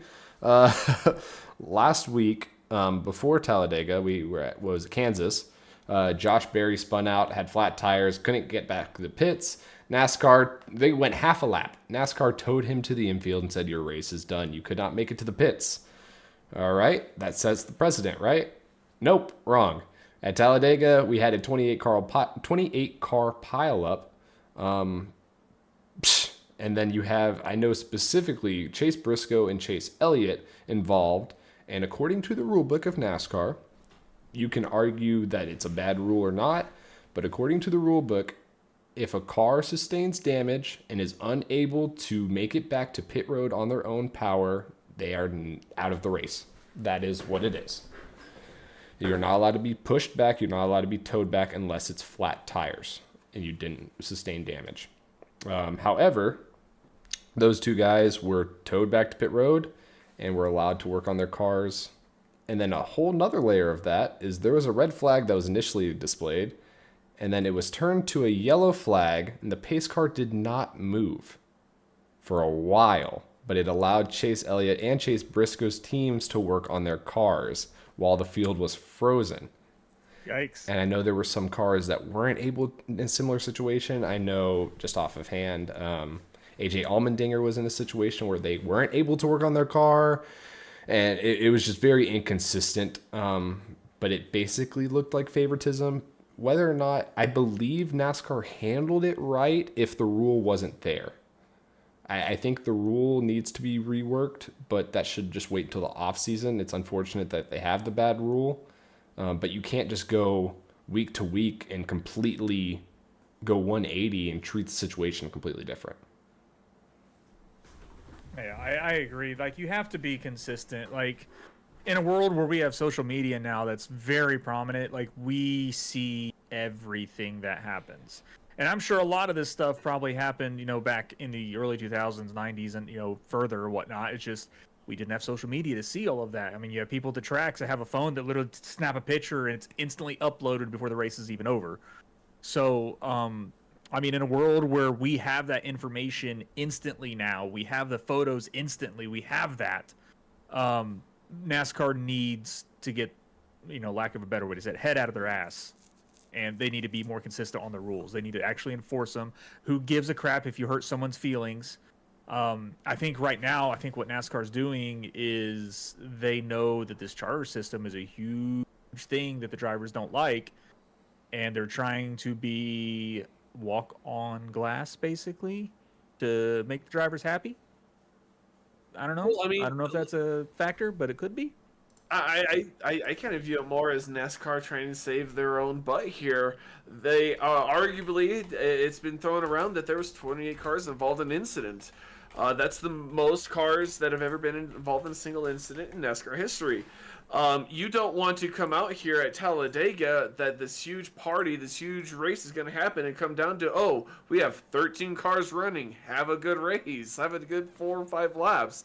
I think NASCAR is more just trying to save their own bus. They say, oh, get as many cars as you can out there so we have some kind of a show. That's kind of where I sit on it. Yeah, and NASCAR just keeps putting themselves in bad situation after bad situation. All we ask for is consistency. We may not agree with the rule, but as long as they're consistent on it, we know there's not a bias. But when you're not consistent on a certain ruling, then it looks like there's a bias and you're trying to hide something. And that's why people don't like NASCAR in certain reasons. But either way, Ricky Stenhouse Jr. was your winner at Talladega. Congrats to Ricky. He has won races in consecutive seasons. No one ever saw that coming. All 4 races he won have been at super speedways. I think it's 2 at Daytona, 2 at Talladega. And that is your second non-playoff driver that won this round. And we could very easily have a third non-playoff driver this week at Charlotte. And we can get into the Charlotte talk now. So this week they're at the Charlotte Roval for the final race of the round of 12. And Charlotte Roval has a new layout. I know Adam sent it in our Discord earlier. And I don't know what turn specifically it is, but it's one of the it's the turn before you get back onto the NASCAR oval. They just made it a death spot. Hairpin. A hairpin. A completely dive bomb central, wreck the field, and if they get a green-white checkered somehow, it is going to be mayhem. Oh yeah, and we no longer have, as Andrew from Pit Stop would call it, the redneck roller coaster. So it's a little different. So they've also changed up. I mean, the inside of the track is different. The bus stop on the backstretch, I think, is actually a lot more like deeper. It's not as sharp, so it's going to be a little bit deeper now. In the final chicane coming back on or coming to the start finish line, they've adjusted that a little bit. I think it's a little bit more wider of an attack on it. So yeah, no, the Yeet 5000 turn going back onto the regular NASCAR track is going to be wild to watch. So I find it interesting that NASCAR decides right now to let's just change the layout to Charlotte and say good luck. Like I don't know. I find that it's a little odd to do, especially like with that change of that last corner. I don't. We know this car doesn't take those really tight corners very well. So why would you add another one onto the schedule? I'm confused. I didn't mind the old Roval setup, but this one doesn't make any sense to me. One reason: entertainment. Ugh. Well, and I think they're also just trying to create a little bit more of a passing opportunity. Denny Hamlin stated on his podcast earlier this week that he believes the Roval is the toughest road course to pass on. And I think he has quite a point. It was difficult in our league race to pass. You had to really force it in certain spots. There aren't very many passing zones besides the hard braking zones, but then you're really kind of sending it and just hoping it sticks. Yes, they added a hairpin, which is a hard braking zone, but hopefully with the chicanes being more forgiving and widened, maybe that's the right term, that creates more passing. I don't know. I think it's really just entertainment at the end of the day. But yeah, so I'm trying to think of where they stand currently, standings wise. I know William Byron is the only one officially locked in to the round of 8. Let me Willie B! pull that up real quick here. And I know it's I just had Chase it open Briscoe, and then I Joey closed Logano. Playoff standings. William Byron, Christopher Bell, Carl Larson, Denny Hamlin, Alex Bowman. Yep, Bowman, and then Blaney, Reddick, Elliott in 8th, and then 9th, Joey Logano, 10th, Daniel Suarez, 11th, Austin Cindric, 12th, Chase Briscoe, ranging from 13 points to 32 points out. You would have to think Austin Cindric and Chase Briscoe, being 29 points and 32 points out respectively, are in must-win scenario. Oh yeah. In all reality, they're in a must-win situation. Yeah. I mean, not only the fact that the person that's 13 points back is Chase Elliott, great consistent road course driver, and then 14 points next in 7th is Tyler Reddick, another great road course driver, and then you're up 25 points to Ryan Blaney. So those points aren't going to be easy to get by any means. So honestly, I would say almost all 4 of those guys that are on the bubble almost have to win or hope chaos by a couple drivers in front of them. Another Jimmy Johnson, Martin Truex Jr. situation? I think even more chaotic. Oh yeah, I mean, look at the first year the Roval came out. Didn't Kyle Larson or someone win it? They freaking wrecked coming out of NASCAR 4 or something, whacked the wall, and they limped it all the way home to just barely win it by a single point or something like that. Like the Roval tends to have some really crazy spots and situations, and when they put them all together, rack them up for the stage, restarts, it just starts all over again. It's going to be entertaining for sure, but how entertaining, that'll be the question. We'll see if it works. NASCAR's, been on their tiptoes, just trying to match the public need of entertainment versus how you want the racing, and we'll see if this works again. And some interesting entry list drivers that aren't necessarily full-time. We have Shane Van Gisbergen. Will be coming back to the Roval. Love to see how he attacks the Roval. And just for a real quick thing, in the Xfinity series, he's in a must-win situation to advance. So I think in Xfinity he's going to fare a little bit better, or at least have a better shot. I'm very curious to see how he's going to do in Cup, though. oh yeah, it will definitely be exciting to watch. AJ Allmendinger, the winner last season of this race, is coming back to defend his crown. Let's see who else. I knew there was someone else. Oh, Josh Bilicki. All right. He does. 66 Arby's car. He's not in Arby's this week. He's in the NCSHFoundations.org Ford. No idea what they are. And the owner of who's Power Source? I've never even heard of them. I know Power Line. That's their team name, Power Source. No, Is this nobody got news that to me? reference. Okay, No, I didn't get the reference. Sorry. that's disappointing. Nobody's watched the Goofy movie apparently. Not in a long time, that's for sure. It's been many a decade. Powerline, the band that he's trying to go see live. Boo. Oops. Y'all don't know good movies. Apparently not. I watched Well- racing. Well, no, I don't know who Power Source is or whoever the heck you just said. So, who is going to win at the Roval? I think Richard gets to choose first since he won our predictions for the BRB season standings. I have faith in him. I don't think he can do it. Shane Kyle Van Busch. Oh. I got you. I got you. I knew someone was going to assume that. No, Shane Van Gisbergen, man. I think he's been doing actually a lot better in NASCAR this year, both in the Cup and the Xfinity Series. He's getting a lot better with how these cars handle, and I think he might be able to pull it off through the Roval in both Xfinity and Cup. Right. Carl? I'm gonna go. Ooh, this is a tough one because there's a couple guys on my list here. Well, Jimmy Johnson's not the race, so Martin Truex might be able to win it. No, he'll speed, or they'll mess up the strategy, or something else is gonna happen. Get wrecked out on lap 1. Or So I'm not Toyota's choosing Martin there. lovely product is just gonna break. Oh yeah, and, I am definitely worried with all the shifting up and down with this engine. They found out these engines don't really like a lot of hard downshifting, especially if you're a little too aggressive on it.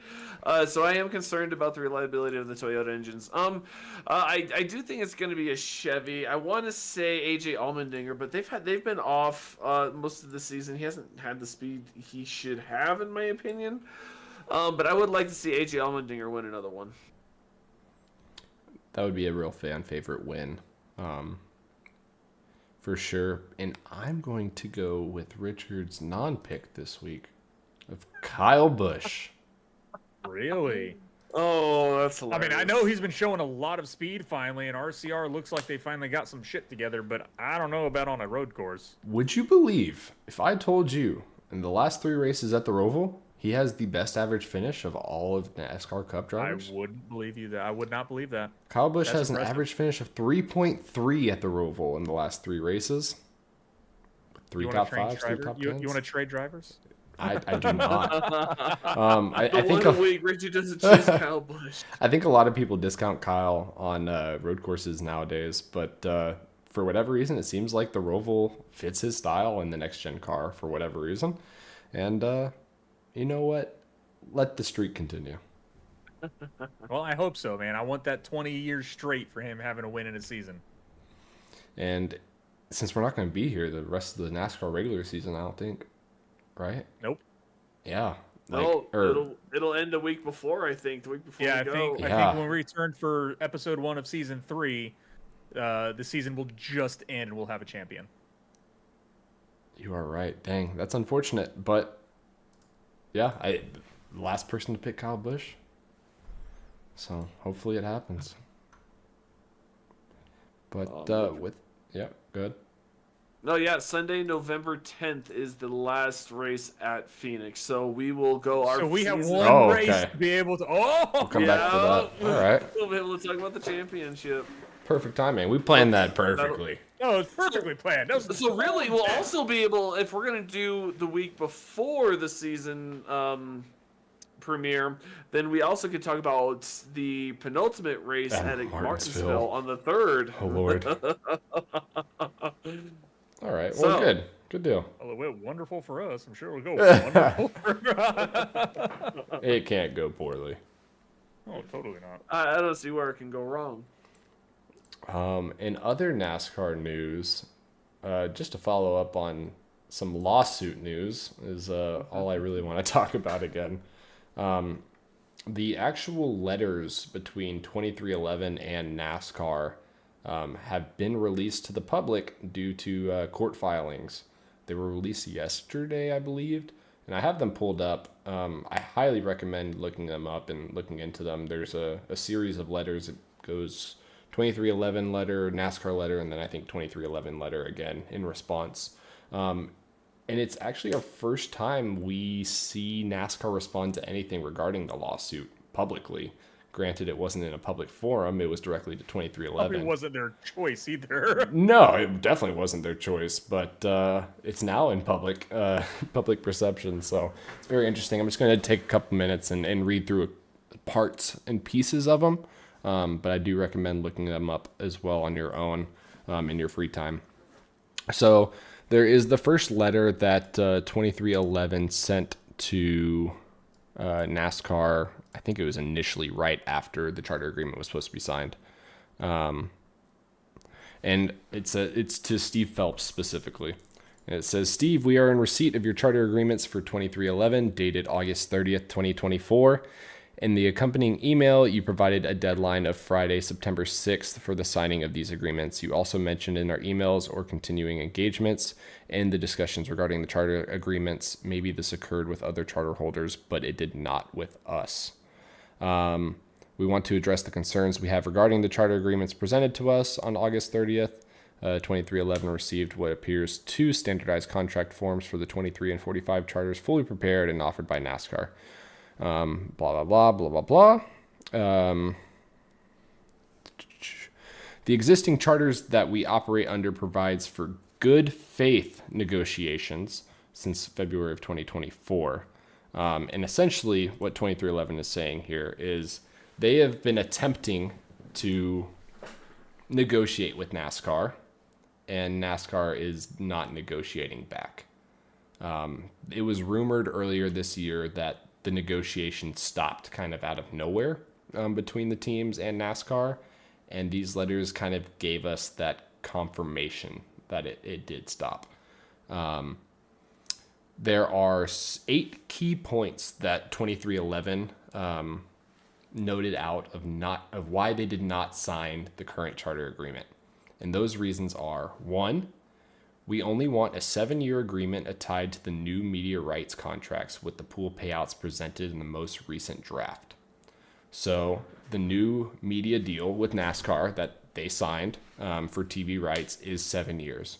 Essentially, 2311 wants a 7-year agreement because then when they get the new media deal, they want to be able to renegotiate. Pretty simple. Number 2, we only want good faith negotiation language for potential renewal after year 7. I don't know specifically why they would want that language. They really harp on good faith negotiations a lot. Because they are saying that NASCAR is not negotiating in good faith. Number 3, we will not agree to any non-compete at the end of the 7 years if we do not renew our charters. So essentially allowing them to go to a different stock car league or start their own or whatever the case is. Just gives them that freedom. Well, actually, I feel like this is a big point because there are non-compete agreements with NASCAR has against tracks around the USA. One near me, right around Colorado Springs, is Pikes Peak International Raceway, PPIR. I guess the trucks used to run there in the late 90s. Something happened, the ownership changed, and next thing you know, it's the same thing. That's a non-compete. They cannot run any NASCAR sanctioned events at that track, period. Doesn't matter what they are. Yep, and it goes back into the Monopoly-esque. This is exactly it. They want to be able to say, hey, if this doesn't happen, if something doesn't come through, we want to be able to have the freedom to go and pursue something else. Exactly. And then number 4 is we need to have reasonable protection rights regarding unilateral decisions by NASCAR that increase fees and costs to compete in the Cup Series by a material dollar amount. So essentially they want rights to be in on the decisions of, at the end of the day, NASCAR owns all of like the manufacturing and has deals with the manufacturing of the next gen car. So they are sourced from certain vendors that NASCAR controls. and they control the price, and the teams have to pay it. The teams want to be in those conversations of if a rule change gets made and now a part's more expensive, they want to be having negotiating rights there. That seems pretty fair to me. And then they get into some interesting intellectual property situations. I'm going to skip one. And again, you can please feel free to read it over on your own. It's a really great read. We will not agree to NASCAR paying drivers any other direct payments during the term. That's interesting. I don't know why they don't want NASCAR paying drivers, but I guess the teams just really want to have the rights to the drivers themselves. The teams want to control the cash flow more, so they don't want NASCAR paying the drivers. They want to be able to pay the drivers and have a more controlled flow grip on that cash flow, I believe. Which seems fair and normal to me.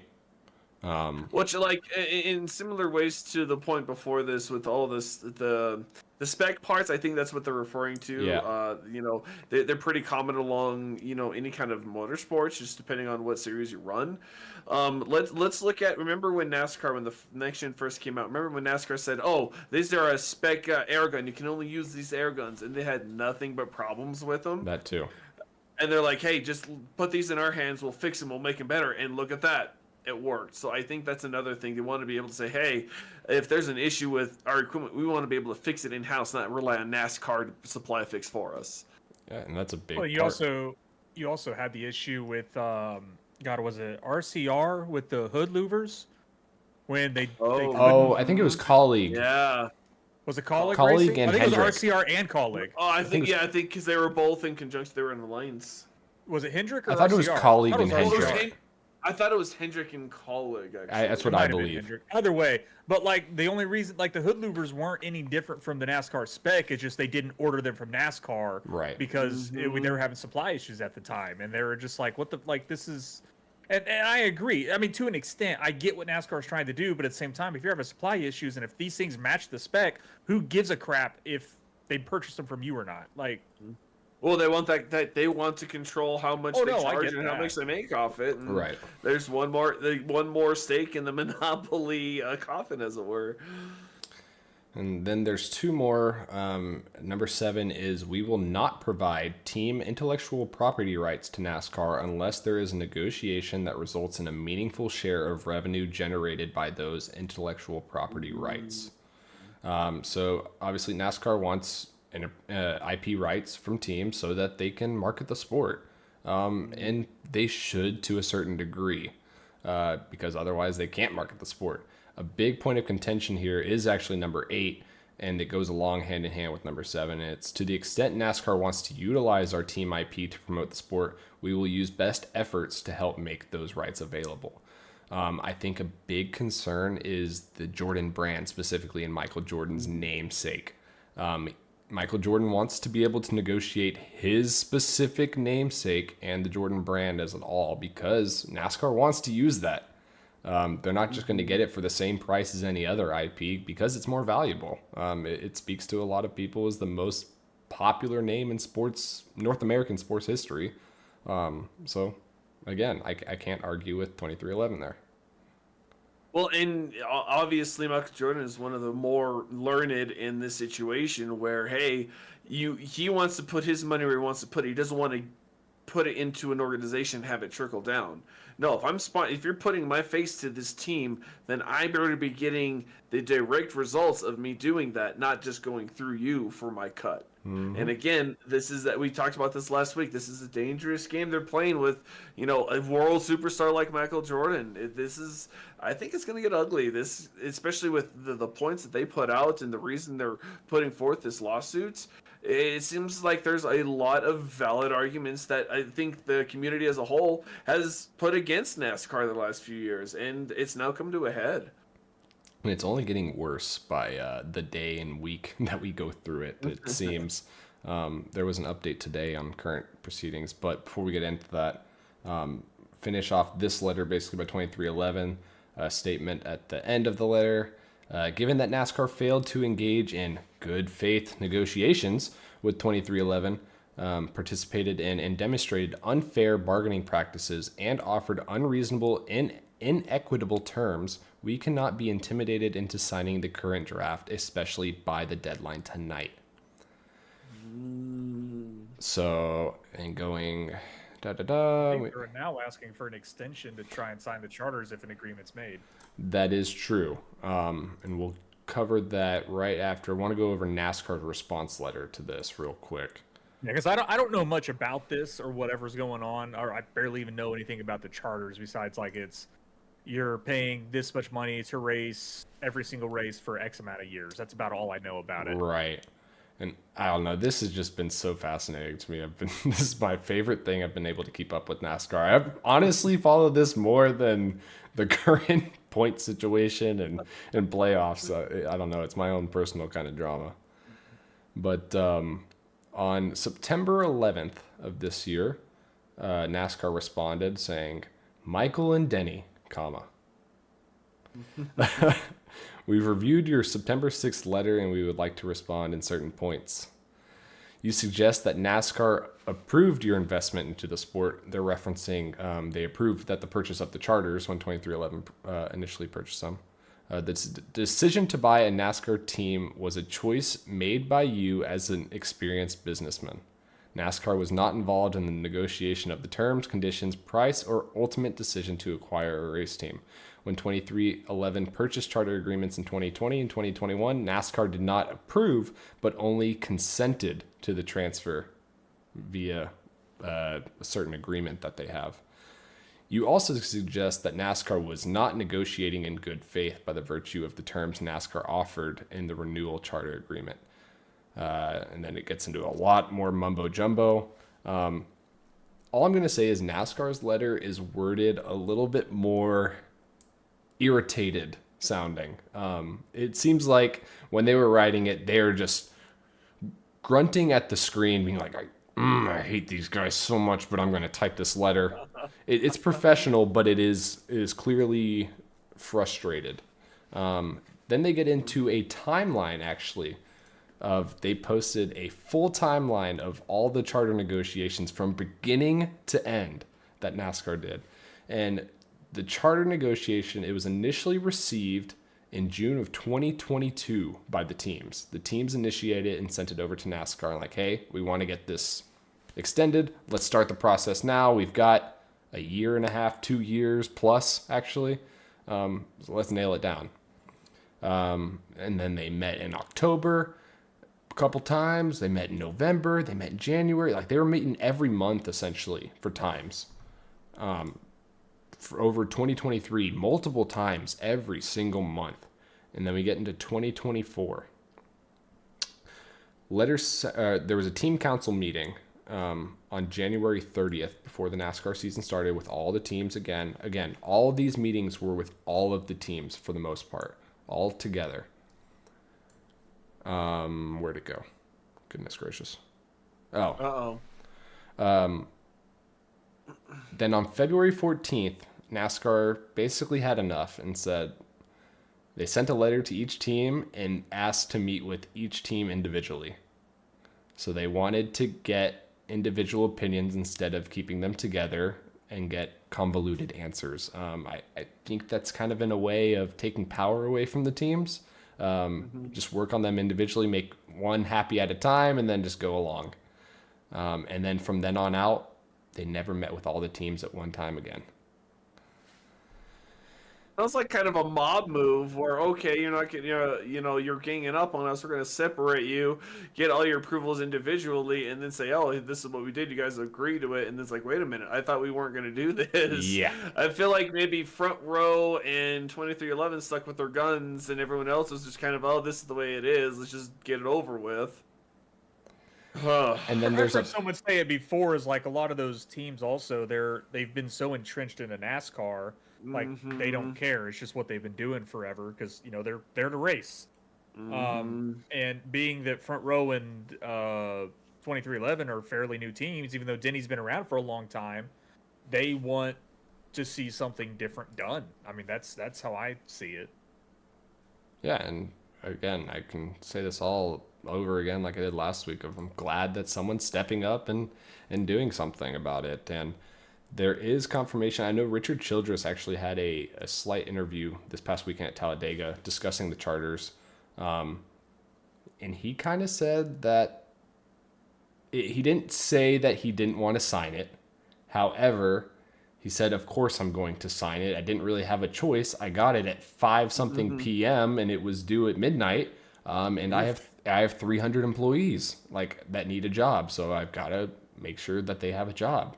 And that was confirmed in this letter of NASCAR sent the agreements to, I don't know if it's a legal division that they have, but it's a brand called Covington, and they reviewed the charters for legal purposes and whatnot. And it was sent back to NASCAR. And then NASCAR officially sent out both charters to 2311, the charter agreements to 2311 at 5:46 and 5:47 p.m. on September 6th, and they were due at midnight on September 7th. So all these talks happened to the beginning of the year, and then there was no communication until, at least official communications, until 7 hours until the agreements were due. That, Yes, pretty much. Wow. There were talks between teams and NASCAR directly, hit and miss, but NASCAR is just saying, here you go, sign it, or you can't participate. Oh, and by the way, you have 6 hours to think about it. And you have to read through this multiple 100-page document. Like, that alone is a task. Well, I mean, that also doesn't leave you any room for that's the thing. I don't think that's good faith in negotiations. That's saying you sign it or your business is done. And the way Richard Childress said is like, that's where at least some of these business owners' minds are. It's like, yeah, I have to, make sure these livelihoods of these 300 employees are taken care of. I can't, gamble with this. So it's just more complexity to the issue. Right, and it seems like the biggest issue is not the actual money for the teams are getting in this new charter agreement. Actually, in the new charter agreement, the teams going up, I believe currently they get 15% of media right revenue. In this new charter agreement that most of the teams signed, the teams will be getting 45% of the media revenue. So it is not just a money move. It is purely the teams want negotiating rights, and they want to be able to have their voice in the sport heard. Essentially, is more so what it seems like. With the IP rights, they want to be able to work out the parts situation and just have more stake in NASCAR as a whole. And that's where more individuality. They want to have less oversight. It sounds like more avenues to go find more money, to find more individuals to raise, to find more sponsorship, to find more parts. They want to be able to have more ways of getting to the track than just through NASCAR. Exactly, and I think that's pretty interesting. I'm glad to see though they're at least going to be getting paid fairly well here on out from NASCAR. That over $1 billion a year revenue that they're going to be getting. So what is that? 45%, they're at least getting $450 million split amongst the teams. Like right there immediately is great. Well, not only that, you get this taken care of. You start saying, hey, there's more, you can do more in the sport. Who's to say you don't have more manufacturers come into the sport? Yeah, no, for sure. There's a lot more money to be had now potentially. And I know Kyle Larson had an interview this past weekend at Talladega talking about driver salaries. I don't know if any of y'all caught that. Yeah, he said it's been way low, like it's reduced over the past couple of years, whereas like sprint car racing has increased. Yeah, he said it's the only sport in major sport in North America that he knows where driver salaries have gone down essentially.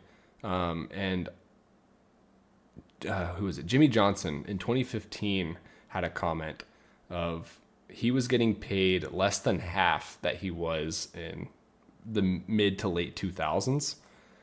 And if that was in 2015, I only wonder what the drivers are getting paid now. Some NASCAR driver, I really don't know who it was. He was a lower level guy, a guy he's not a Kyle Larson. He's not a something like that. But he's someone that has to bring sponsors on board. Anytime he goes racing somewhere, you have to bring your own money on board. And if a team says, oh, well, you need $3 million to run this season. Well, if you can't bring as much as someone else, then your salary might only be $100,000. It might be $50,000, but you're racing and you have some sponsorship to cover. Well, look at a good example of that is in Xfinity. Look at Sheldon Creed. He brought all the money he could possibly scrounge up to race for JGR this season, and he straight up said, he's like, I'm not making anything. Yep. He's like, I just believed in myself that I could perform, and I brought every possible bit of money that I possibly could to run this season, and I ain't making anything. So, I mean, you have people like that also. Well, another example, Ryan Truex, same Xfinity Series deal. A couple of years ago, he approached the season. He said, "Okay, I have X amount of dollars to spend.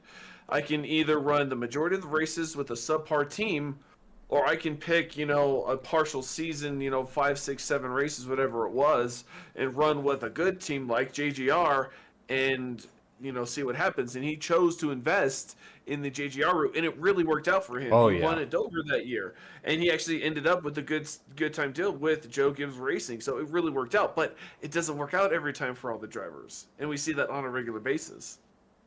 Yeah, it's a very difficult situation which drivers have been put into, unfortunately, just because the teams don't have money. And hopefully with that new charter agreement that most teams signed and will at least go into effect next year is that they will be getting paid. So at least on the short term, the sport should be good enough to hold its head above water. Granted, this lawsuit might take things in a different direction. But Richard, you were talking about the injunction earlier of 2311 submitted an injunction, or 23 and Front Row Motorsports. I feel like Front Row Motorsports kind of gets lost in this lawsuit just because of the high profileness of 2311. But they submitted an injunction to a judge requesting for them to be able to race as a charter team, both teams, next season. And that hearing was supposed to be next week, I believe. But NASCAR just got it delayed. Funny irony that NASCAR got an extension on it because NASCAR said something along the lines of their offices shouldn't have or might not have power this whole week. Which is fair, but it's just still ironic that NASCAR asked for an extension and gets it and the teams don't. It's like, hello, our shops also did hello, right? But whatever the ruling, that ruling should be coming out before the end of the year. It's definitely going to be before the end of before the beginning of next season. Sorry, to see if those teams will be allowed as charter teams. Both teams, 2311 and Front Row Motorsports, did say, regardless of the ruling of it, they're going to participate full-time next season. However, Front Row Motorsports president, I forget his name, stated that if they aren't treated as a charter team, they don't know how long they'll be able to stick around, and because they won't be making money. So it's interesting, but they're definitely committed to racing. A whole nother situation is, if NASCAR doesn't allow these teams to have a charter and then they end up losing the lawsuit, the amount of penalties that they're going to receive from missed income for these teams and damages and charter values, oh my gosh, it's going to go through the roof. It's hard to say how it's going to turn out, but I don't think there's going to be like a middle line. It's going to be one versus the other, and only one side's going to win. I don't think there's going to be much of an agreement between the two. No. But we'll see how that pans out over the next couple of weeks, and hopefully we can get an update next time we're on the podcast. But I think that's a good stopping point for today. It's another 3-hour show. I knew it was going to be a long one because we had a lot to cover. We had the awards. It was worth it. We had the awards. We had schedule. We had stats. Yep. Again, thank you all so much to all the drivers, all of our sponsors. We truly appreciate it. Love doing this every Tuesday and Thursday. I wouldn't trade it for anything, honestly. And we do love our break also. We do love our break, and we do need our break for our wife's benefits, if nothing more. Truth. But season 3 will kick off November 12th at Atlanta Motor Speedway. Be sure to look for us there. We'll get news of the broadcast situation up there. Hopefully before next week. Hopefully so. No guarantee. But that will be figured out before the beginning of next season. Additionally, please feel free to join us on our Season 3 Podcast 1 on November 7th at 9 p.m. Eastern. We will be back from our break, and we'll have a fun show set up then as well, and we'll make the similar predictions that we had for this season. Hopefully they turn out a little bit better. Honestly, for the majority, we got most of the chase right, and I think we can hang our hat on that. So, but yeah, no, thank you, Carl. Thank you, Richard, for being here for the most part every week. Carl, thank you for your podcast, Iron Man. Oh man, attendance is important to me. I don't know what it is. It's just one of those things. Hey, I love doing these. I can't help it when work or family vacation interferes. And I'm not going to hold that against you. I'm just going to make fun of you for it. No, I'm gonna hold it against them. It's okay. I'll take care of that. So Limitless is down to 3 drivers now for season 3. Oh. Free Incoming agents. news. Let's go. Incoming news. Hey, Carl, you want to talk? No. Hey, hit me up. Powerhouse coming at you. Where? Oh, jeez. It's silent but deadly. Just wait. But no, thank you all again. It was a tremendous season 2, sorry, and really can't wait for season 3 to get kicked off and for us to go at it again and have fun with each other. But for the last time, y'all want to do the special sign off? Oh, actually, Richard, tell your wife that I finally got to the episode of Bob's Burgers where this comes from. I will tell her. I will when we get done here. I will go tell her. Thank you. But Carl, kick us off. Buckle it up. Buckle it up. Buckle it up. Or you'll die. Thank y'all again for a tremendous season. We'll catch y'all next season, November 7th on the podcast and November 12th for racing.